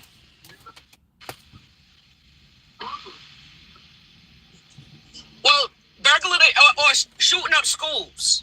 With those little boys that look like you shooting up schools and shit. Knock it the fuck off. I got time today. All right. Well said. I mean, obviously. I got time today. So he talk about burglary. Yeah. But guess what? The man you're supporting got 34 felonies. Is that the same? It's the same, right? Yeah. Knock it the fuck off. Yeah, look, I mean, the comment is racist as can be, but I don't believe in block banning and censoring. It's racist as fuck. Yeah, it's racist as fuck.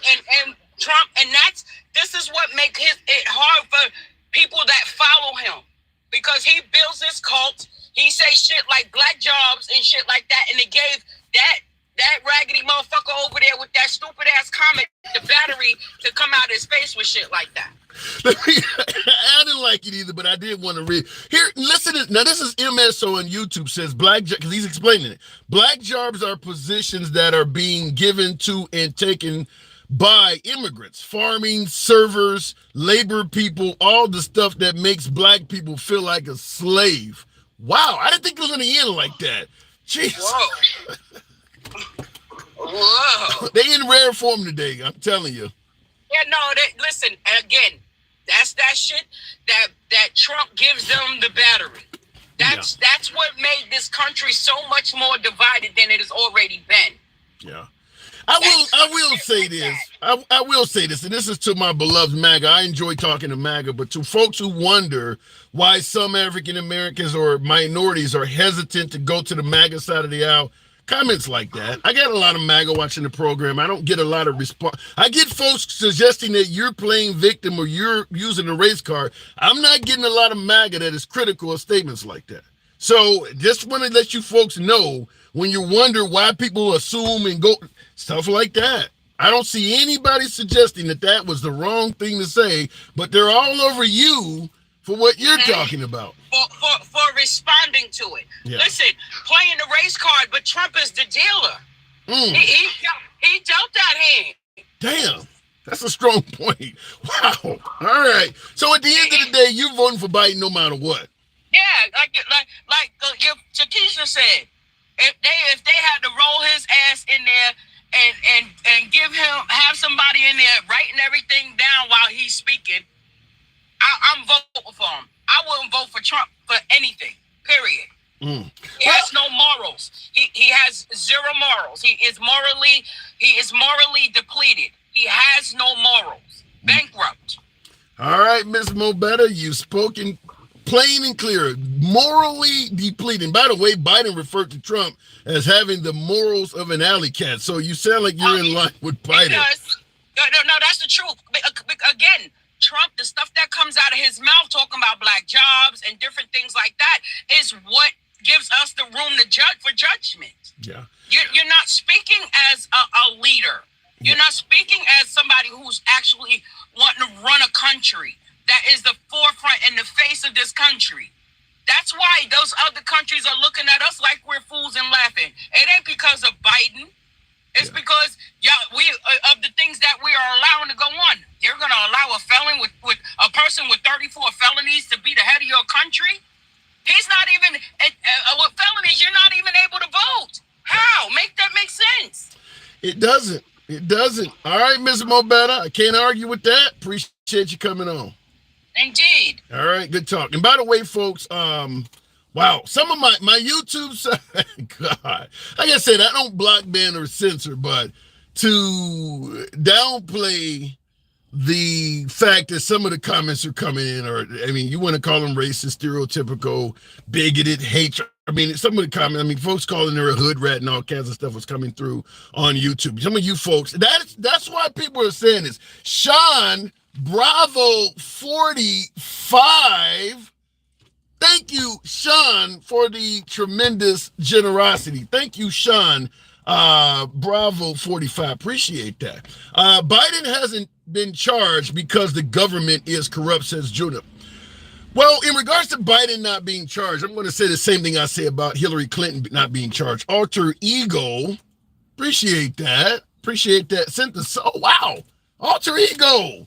With the one over, oh wow, Alter ego. Thank you for those subs. Thank you on TikTok. In regards to Biden not being prosecuted with the suggestion that it's because the government is corrupt, I bring up the fact that Hillary Clinton also did not get prosecuted. Both of these individuals, Hillary Clinton and Joe Biden, the alleged crimes that they supposedly committed were before Trump became president. If you believe they should have been prosecuted, you should also hold Trump accountable for not prosecuting them. Both, because he promised to drain the swamp and made it clear he believed both Hillary Clinton and Joe Biden were criminals. And then we elected him, and he did nothing about either one of them. Somehow, some way, I suppose everybody believes he should get a pass for that. But if you're going to point out crime and do nothing about it, you should be held accountable. DJ Julio, thank you very much. Thank you for that Galaxy, Julio. Appreciate that, man. Several people who didn't vote for Trump last time, I guarantee will this time. I don't disagree with that, Bianca. Shout out to female MAGA. Like I always give a shout out to the female Republicans because everybody said the liberals are going to get all the women. In regards to several people that didn't vote for Trump last time are going to vote for him, I would also tell you that works the other way. Most of Trump's administration clearly voted for Trump last time. A lot of them are saying they're not going to vote for him this time. So it does work both ways. There's a lot of people who voted for Trump last time that are not going to vote for him this time. Trumps are willing to take from this country, but not willing to make the ultimate sacrifice. I don't know exactly what you're talking about, but we'll leave it at that. Trump knew that prosecuting them would divide the country, so he chose not to do so. Biden has divided the country more than any president in modern history. I always find it odd when folks say, well, Trump didn't do this because it would make him look bad, or as you're saying, Trump didn't prosecute them because it would divide the country. You really see Trump as somebody who gives a damn if people don't like him for doing something? I mean, the guy, for God's sake, has fuck your feelings being sold at his rallies. He doesn't give a damn about the country being divided. Trump cares about winning. If you thought Trump did not want to divide the country, January 6th would not have happened. He would have took the route of Al Gore. Al Gore to this day thinks he beat George W. Bush. Nevertheless, even though Al Gore thinks he beat George W. Bush, he stated he decided not to continue on with that for the good of the country. That's what somebody who doesn't want to divide the country does. The idea that Trump didn't want to divide the country is comical, in my humble opinion. Black Lives Matter is a terrorist group. Get that son of a bitch off the field. All of that's divisive. But Trump is incredibly divisive. He doesn't give a shit about people. The whole fuck your feelings phrase is divisive. He didn't care about... Anyway, tap the screen. Get your boy likes on up to 90,000. Nearly 1,000. Well, there we go. Over 1,000 of you folks in here now. I do appreciate that. Certainly tap the screen on TikTok. Get the likes on up to 90,000. Same on YouTube. Feel free to smash that like button. We can make 150 likes happen if you show the program some love. The top 3 dots in the corner of your screen allows you to get access to the like button. Real quick, this is civilized dialogue. All sides of the aisle. We don't block, ban, or censor. Left of Bernie Sanders, I'm having dinner with QAnon. We cover the entire spectrum. If you enjoy that type of dialogue, Monday through Friday, 1 p.m. Central, 1,300 hours. We're here Monday through Friday. Follow the program on TikTok. Subscribe on YouTube. Going back to the box, Trump didn't even answer the question, but Biden gave more money to HBCUs and minorities. Yeah, Biden's not a good messenger at all. Alter ego. Shit, you altering my ego. Thank you. Continuing on with the program, the one and only Gerald MC. Good afternoon, Gerald. Welcome to the program. Asking, did you see the debates last night, Gerald? I did. What you think? Here's what I thought. I thought it was a old man and a con man. That's all. My brother said this. DJ, wow. My brother said the same thing. He said it's like watching the con man debate a guy from hospice. It was bad. I mean, it really made me, if I had a better choice on the Republican side, it would have made me think. But I got to vote. I might not be voting for Biden, but I'll be voting against Trump. And I think that is what most Biden votes are, anti-Trump. Real quick, in the comments, Tate Napier says, I'm gone. Trump is the man. Why are you gone? It's free speech. something you don't favor? By the way, there are a lot of places on social media where everybody favors Trump and bashes liberals, or there's a hell of a lot of liberals bashing Trump and has that derangement syndrome you folks talk about. I'd invite you to go to one of those places. Everybody gets to speak here. You're going to hear things you favor and things you hate. So, Gerald, you would vote for anybody over Trump, sounds like. Oh, yeah. Yeah, I would. I would definitely do it. And you know what? The crazy part about it is I think that Trump is more about Trump than he is running a country. I think it's more about I need to win, not I need to do something or I'm trying to do something. It's just the fact that I need to win, not the country, me. So how do you respond to folks who say, look, my 401k was better under Trump. It was cheaper for me to put gas in my car. There weren't wars breaking out. Some people believe that Trump actually was doing better as a leader for this country. How do you respond to them? Well, I respond to it this way. My 401k was not better under Trump. My 401k is the highest it's ever been in my life. I mean, right now, I'm up 25% this year. Wow. Yeah, the stock market really did very well under Biden recently. I've heard that as well. So I have a good broker, though, too. I got to give a shout out to him. But still, if you just want to do a comparison, if I compare that, so is gas prices up? Yep, but gas prices are up across the world.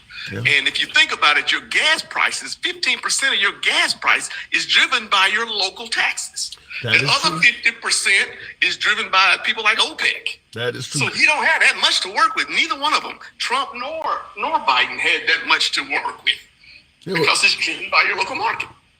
Well, hold on a second. What the fuck was alter ego? Wow, with those cats, man, that graphic was tight. Thank you. It is. But how do you respond to folks who say, look, children in schools are having, LGBT issues and sexuality shoved down their throats. They're particularly white kids are coming home feeling like they're a victim, being blamed for all types of atrocities in history. Trump leads folks to believe he's going to get all of that under control. There's no way he's going to get all that under control. That's more localized. And then I would say, welcome to being a black child. That's what we do. How do you like it? Because that's exactly what the kind of crap I grew up with. Yeah. It's all about what you teach your kids at home. I don't teach my kids to be racist kids. I don't teach my kids that anybody is better than anybody else. It starts in the home. But when you're up there, the leader of this country, spouting out black jobs and stuff like that, what the heck?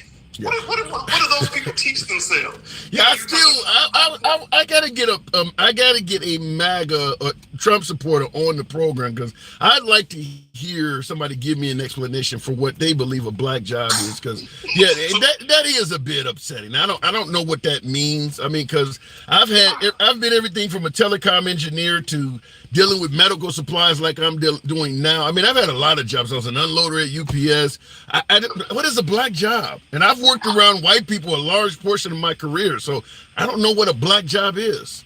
You want me to tell you what a black job is? Yeah. I'm going to tell you what a black job. A black job is where the police with their unfettered and they got immunity is going to show up to have target practice. That's a black job.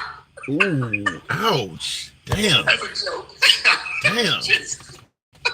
So I'm assuming you're kind of in the camp with me that you believe promising to give police immunity from prosecution is not necessarily a good thing. You cannot do that. I mean, I know policemen that don't want that because they know some of the people they work with are nuts. I mean, it's just, and what really, really got me, isn't that the same thing that, I hate to say it, but isn't that the same thing that Hitler did with the SS? They just went out there and started beating the crap out of people. Wow. If you didn't vote for us, I'm going to beat the crap out of you. Well, I will say, with Trump promising to give us the largest deportation in U.S. history, giving police immunity from prosecution would certainly expedite being able to do that. Because now they can really go in. If I heard you got immigrants in your house and Frank style, they could come in your house and go look for them.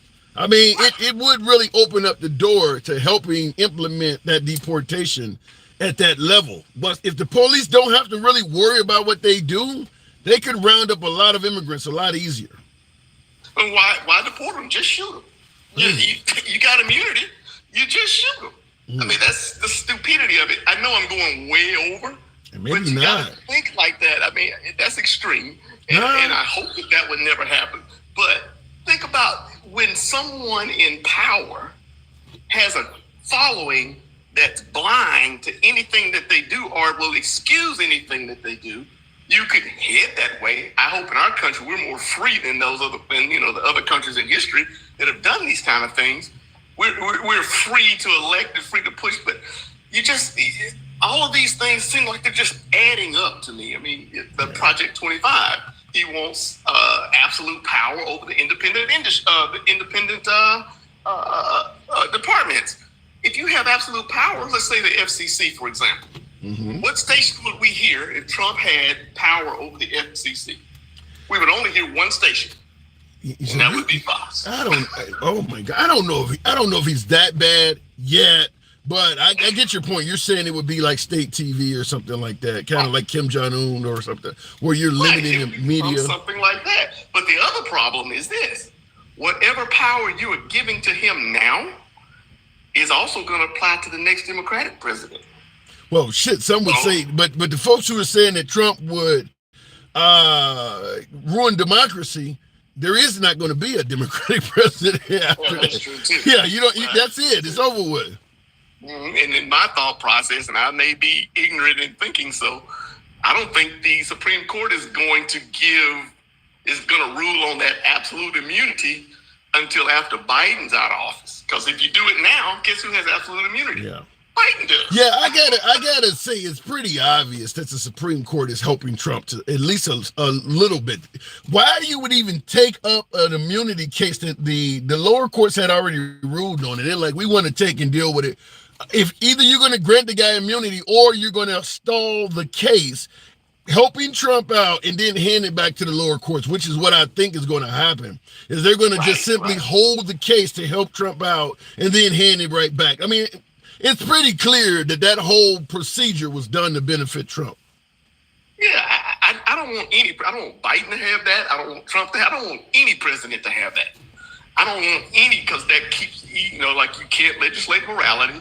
So I don't want to give any president the ability to take off and go wherever the heck he wants to do and do whatever the hell he wants to do. Democrat or Republican. I don't want that. I'll say this even as a guy who leans left on some politics. I'm not a fan of packing the court, but I think if with things going so far to the right, you're going to have more and more traditional Democrats starting to say, maybe we need to do this. Because, I mean, it is going very far right, very fast. So, I mean, another 10 years of this, we're going to be pretty far to the right. Because, like I said, if Trump gets elected, you get rid of Alito, you get rid of Thomas with younger, far right, probably loyalist judges. I mean, that's it. You're going to be a far right country for at least 40 years. With a 6-3 majority, that's far right. It's like the guy in Texas who tried to, what was the drug? He said that it was dangerous or something like that. He ruled that it was dangerous. And he don't have a clue what he's talking about. And you're going to let them decide? You don't need an education to be a doctor. Just ask the Supreme Court or ask a politician. Yeah, no, you're not sick. Yeah. Well, I gotta say though, right now when Trump says you're gonna get tired of winning, he is living up to that. I gotta move it on, though, Gerald. But Trump is looking good. Yep. Oh, one other comment, and I get off. You were talking about Supreme Court. This is in Gerald's world. We would have 3 conservative justices, 3 liberal justices, and 3 in the middle who are elected. I like and that. Now that's something. Yeah, I tend to leave, because right now we're so far to the right.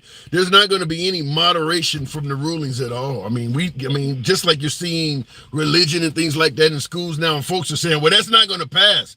I'm not certain. If it goes to the Supreme Court, I'm not certain that it won't stay. But all right, Gerald, appreciate you coming on. Yeah, all right, thank you. By the way, Den Cow, thank you for that train.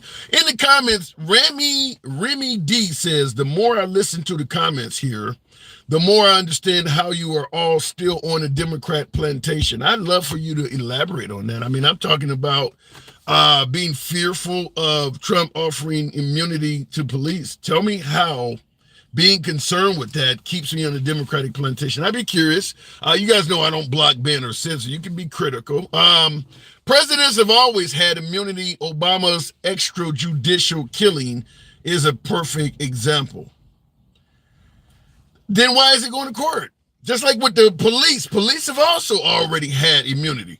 So why are we talking about doing something else? So I don't, police, I better yet the president has not, because Nixon didn't have immunity for what he did. You don't have immunity from any damn thing. Racist comments are irrelevant. Grow up and take responsibility for your own emotions, says Joseph Coons. Is racial comments irrelevant? I gotta say I disagree, because some comments can lead to action.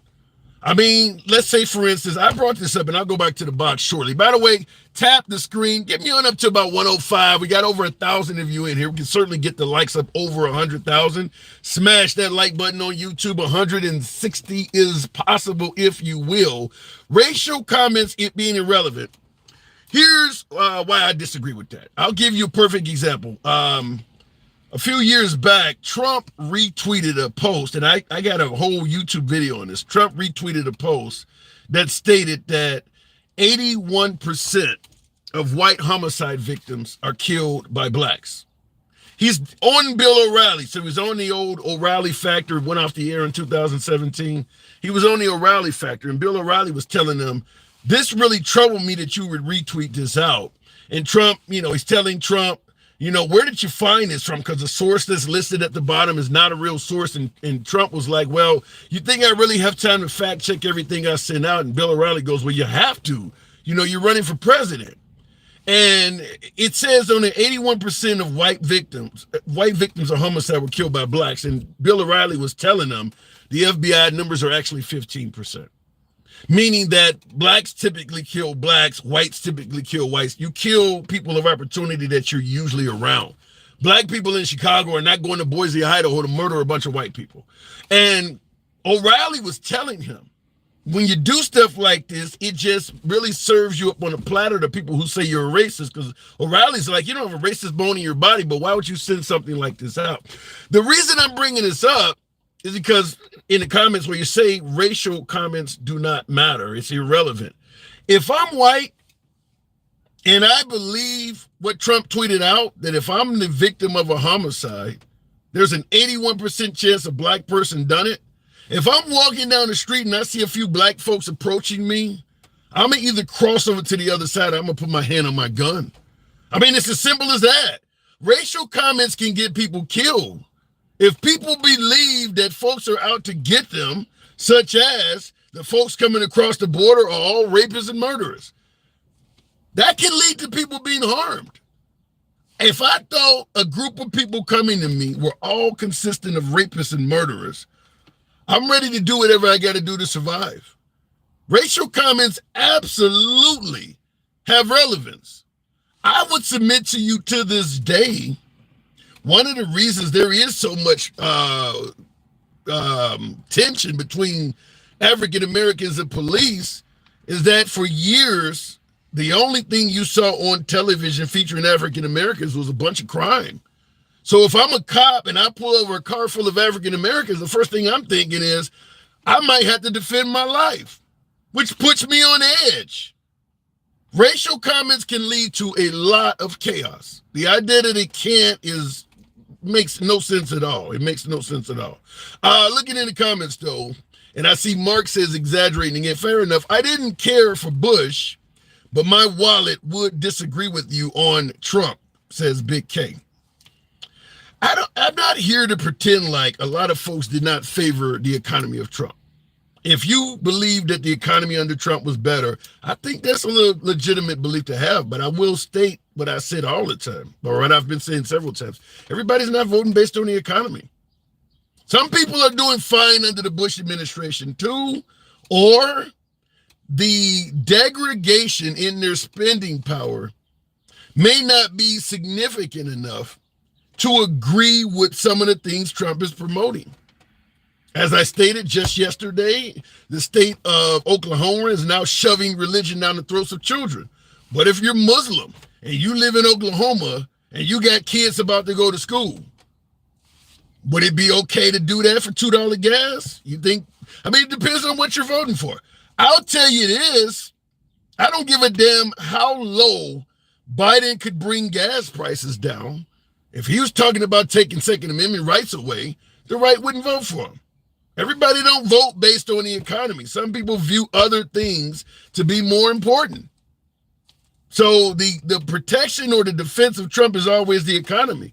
But Trump is promoting some fairly controversial policies. We see what happened with abortion. I brought up immunity. Now we're talking about Christianity being shoved down the throats of children. For some people, that stuff may supersede the ability or the belief that $2 gas might come back. Depends on the principles of each individual.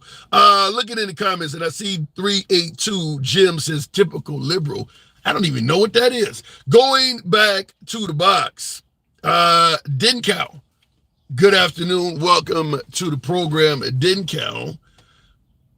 Hey, what's going on? What's up? What's up? Good to have you back on. Now, you saw the debates, obviously. Yes. You feel confident about Biden's abilities? I wasn't happy with his performance. That would be an understatement. I believe if we looked at the content of what they were saying, Biden was hitting on a lot of topics, not the way I would have liked to see him hit, but he was using factual information. It was the delivery that was sad. You said sad. Wow. Keep going. But at this point in the game, we got a binary choice. Yeah. And so, like you say, I can't understand why anyone in this country is not at least unnerved by somebody saying that somebody should be amongst the American people with unlimited immunity to do whatever they want. It seems cool right now to them because for some reason they think all the cops are going to be on their side. Yeah. But that's not what's going to happen because guess what? There are Hispanic cops. There are black cops. There are Muslim cops. So when they start doing stuff to them, what do they think is going to happen?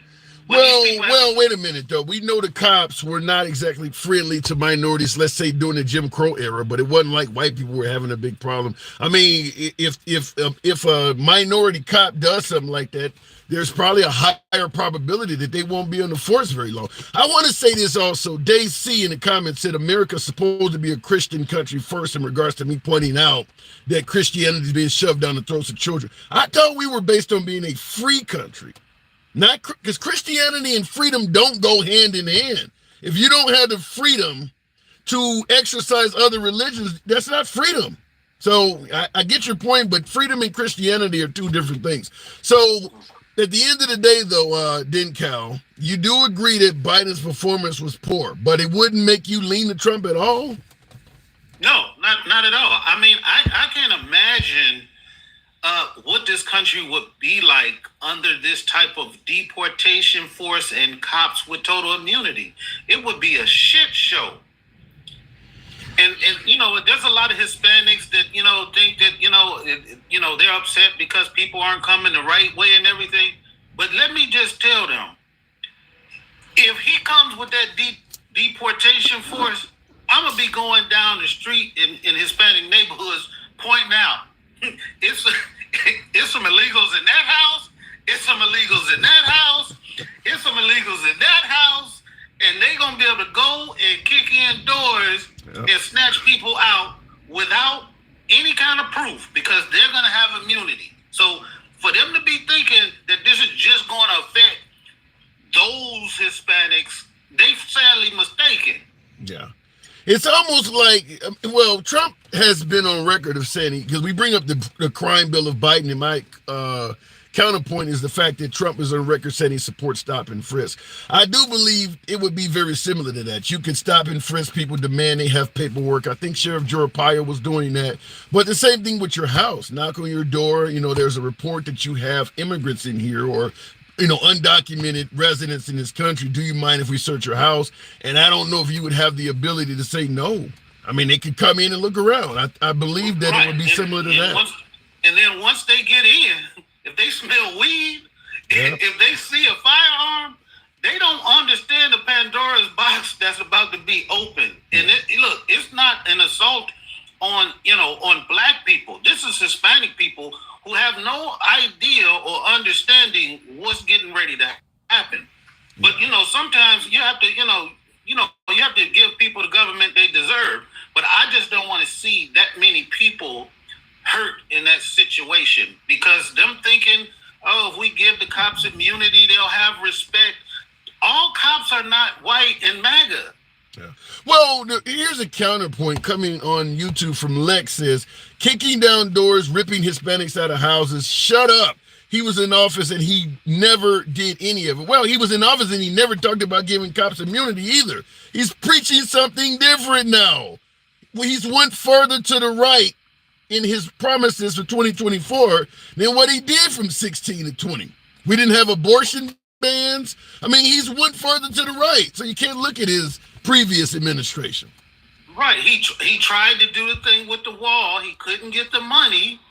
He tried to do those executive orders about the border, which got rejected by the Supreme Court. This is his next step. Why don't they understand that? Well, I don't know if it's not the lack of understanding. I think that there are plenty of Americans in this country that would support a very vigorous and aggressive deportation. I mean, like I said, if you truly believe that we have 18 million, I think that's the number now, we have 18 million illegals in this country, and most of them are rapists and murderers, why wouldn't you support a vigorous and aggressive deportation? I mean, I don't mind anything bad myself. So I do believe a lot of Americans would be okay with that. Yeah, but I mean, it wouldn't be that hard to just like go on the internet and look up the difference between illegal immigrants and people here, asylum seekers, and people on visas. Like, for him to get on TV last night and say there's been 18 million people let in under Joe Biden is just ridiculous. Yeah. You know how many people that would be per day? Yeah. And I see somebody in the comments said it's 20 now. In the span of about a month, I've seen Trump going from 10 million illegals to 18 to 20. I mean, the number is moving so fast, it's insane. You're right. There's no way in hell that many people have come in this country. There's a lot of exaggeration in that. Right. But now that Joe Biden has put in this executive order, we all know it's going to get shot down by the Supreme Court. But now that the immigrants have been cut down by 40%, are they giving him any credit, or do we just say he waited too late so nothing he does matters? Or like where's the threshold for saying, okay, he is doing something? Because I know that's been a part of. Well, the response is going to be too late, and I think a lot of even independents believe that Biden took too long to do anything at the border. So I think the time for Biden to get any credit for what he's done on the border is probably expired. They're going to say it's too late. Right, so he probably shouldn't have just did nothing, huh? Hey, I don't think there's any political capital for him doing it. I mean, if they're blaming him for every person that's coming across the border right now, and he's done something, even though he couldn't get comprehensive, I don't understand why people don't want to have comprehensive immigration reform. Relying on each president to do an executive order to get shot down does not make any sense. Yeah.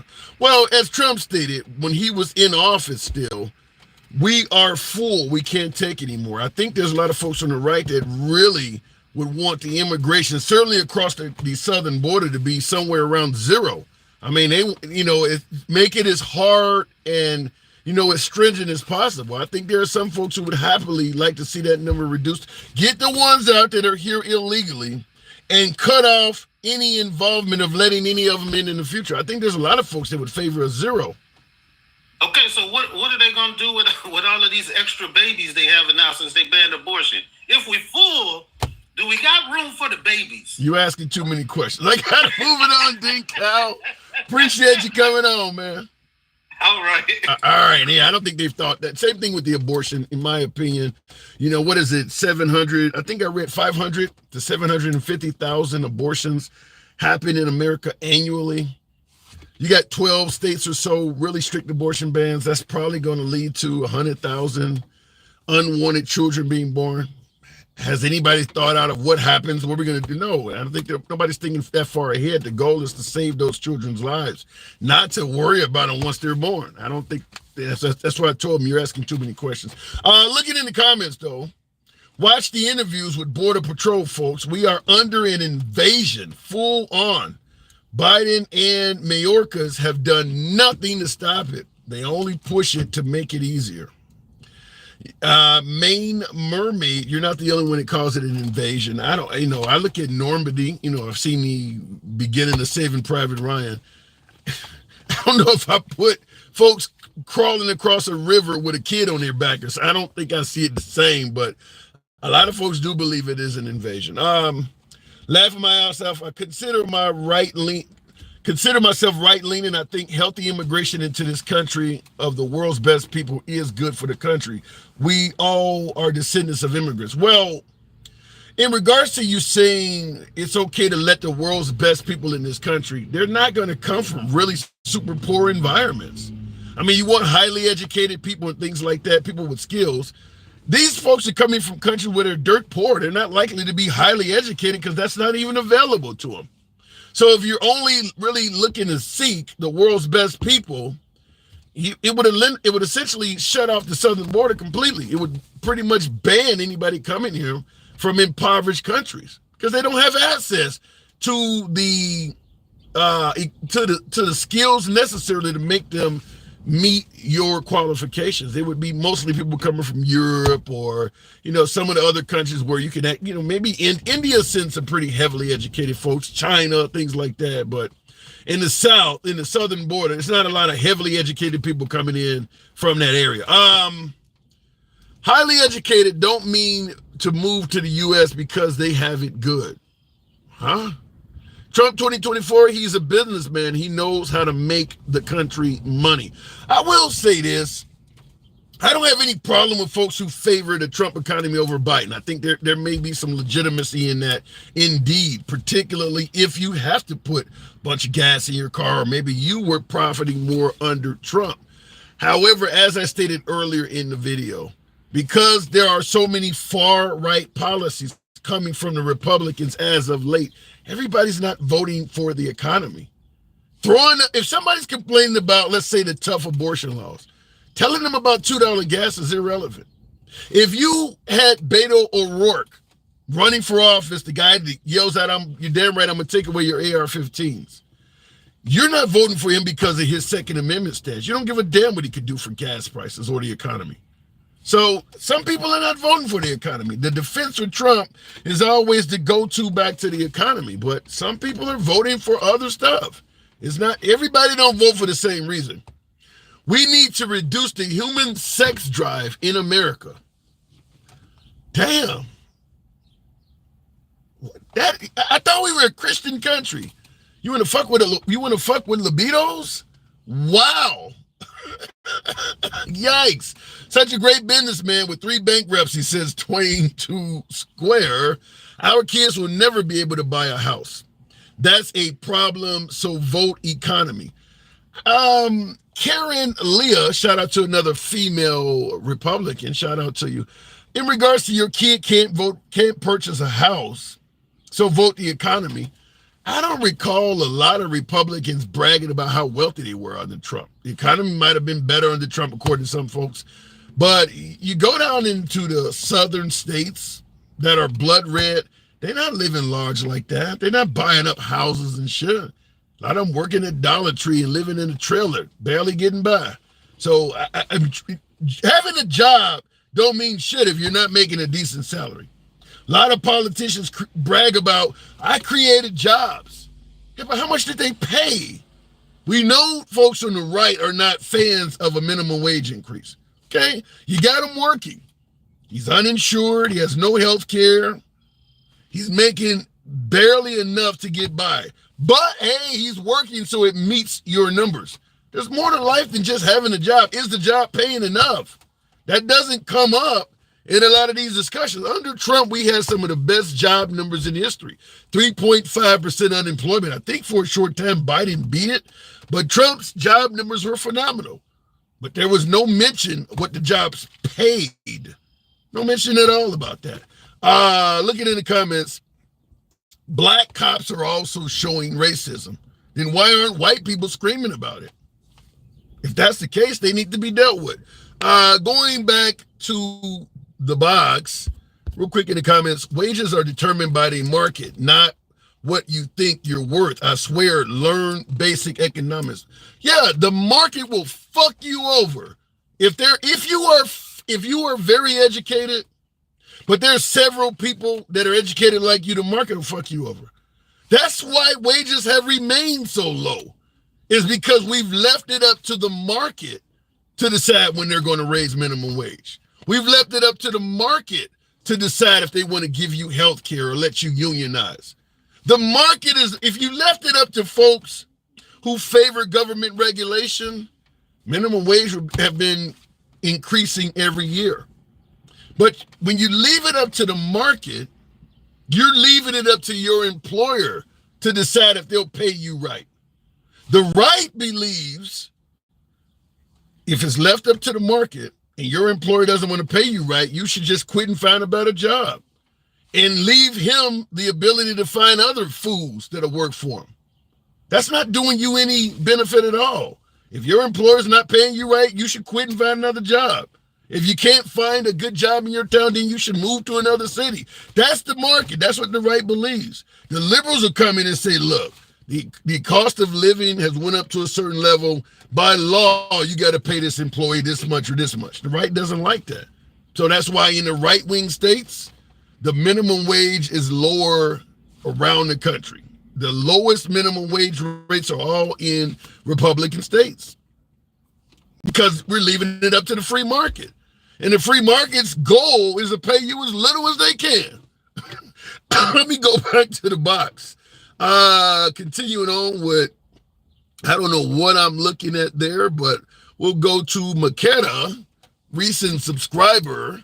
Good afternoon. Welcome to the program, Makeda. Asking that question, what did you think of the debates if it brings them up?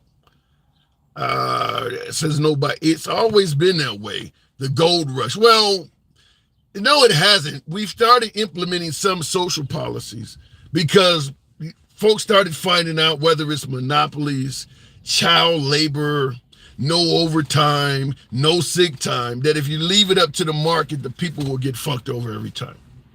The reason working in America is now somewhat safe and fair is because folks have went against the free market in past laws. You think the free market would be okay with OSHA or the EPA or FMLA, any of these letters? You think the free market would be okay with that stuff? You wouldn't have any of that. If you got sick, you get fired. Nobody gives a damn you've been here 20 years. You can't work today? I find somebody that can. That's what the free market would do. That's what happened in this country, which is the reason you have all of this government oversight. It wasn't created from out of thin air. Fact is, if you work more than 40 hours in a week, you get paid overtime. You think the free market was going to do that voluntarily? That's a law that came from government regulation. Free market ain't gonna, I can find somebody else that'll work that 41st hour with no overtime. So why should I pay you? That's how the free market would work. You can always find somebody that'll work cheaper than you. Instead of paying you minimum wage, I can find somebody else that maybe has 3 jobs that'll work for $1 an hour less than you. And so on and so on and so on. It's a race to the bottom. That's what used to happen during the free market. People were getting treated like crap. Those laws, labor laws that were created, they weren't created for no reason at all. They were created because the free market was really mistreating people. Same thing with, monopolies and all of that stuff. The free market is pretty damn harsh. Remember, the goal is to save as much money as you can on labor, not to reward people properly for it. It's never been like that. You see what happened with pensions?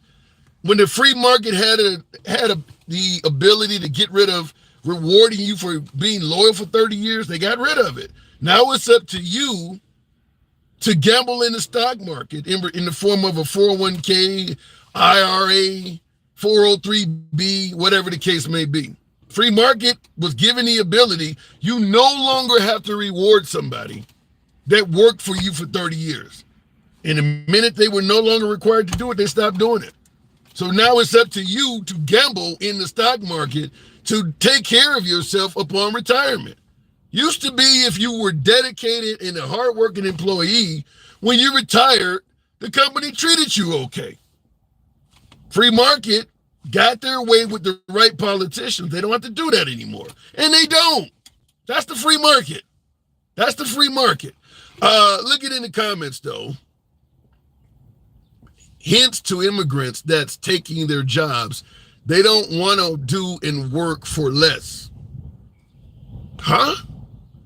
Hints to immigrants that are taking... Nobody wants to do or work for less. But the free market wants you to do more and work for less. Why do you think so many immigrants are being let in this country? It ain't just because they vote Democrat or some of this wild shit. Plenty of Republicans. Plenty of Republican lobbyists. Republicans that own companies want them here as well. The free market wants cheap labor. If the free market can skirt labor and immigration laws to get it, they will do that. That's where it comes from. When George W. Bush stated they'll do jobs no Americans want, it's because the free market was helping his campaign out. That's how it works. The free market. Looking in the comments, Trump hires illegal immigrants in his hotels. The never-ending GOP hypocrisy. Yikes. I think a lot of them do it. It's not just on the right side of the aisle. I think, as I said, the free market. People want cheap labor, liberal or Republican. If they can get it, they'll do it. That's the free market. Leave it up to the free market. You lose your overtime. You lose any sick time. Holidays, all of that shit would go away. If the free market could dictate what you had to do, you would be needing to do a lot more. We had a time in this country where Americans did not have labor laws. Nobody wants to go back to that. Nobody wants to go back to a working environment where the free market gets to make all the decisions. I don't think anybody who works for a living wants to do that. So why talk shit about illegal immigrants? Who's doing that, Dahlia? Who's talking shit about immigrants? Joe killed it last night, says Joe Turner. I don't know what you were watching. Maybe you were watching the after party.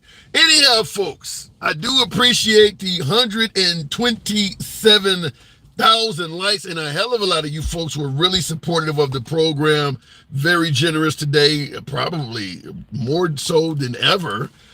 Sean B., Steve, unbelievable.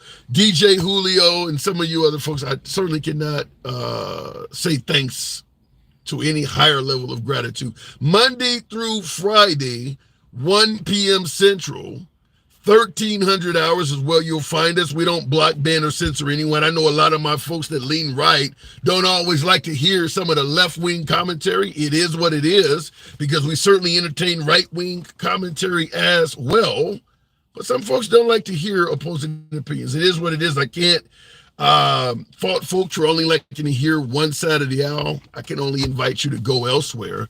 But I do appreciate those who do tune in. Jim Dillon says, you're a fantastic host, and we love being here. Jim, thank you. Appreciate that. Certainly love the accolades. Union Blue Collar Workers Representatives. Okay. Just remember, Americans hating other Americans because of their political beliefs is just petty and pathetic. Well stated. It's your boy Tim, the handsome liberal. See you later. Thank you on YouTube as well. Thanks for TDSing. You helped Trump more than you know, says Elite Gaming. I don't know what TDSing means, other than anybody who is not favorable to Trump has Trump derangement syndrome. I could put Trump's face on the hood of my vehicle, big ass Trump flag out the back, and suddenly I don't have Trump derangement syndrome. Trump derangement syndrome only applies to people that are critical of Trump. Makes no sense to me at all. But I do appreciate you tuning in, appreciate the comment, and as always, I appreciate the support, folks. I will see you guys later. It's your boy Tim the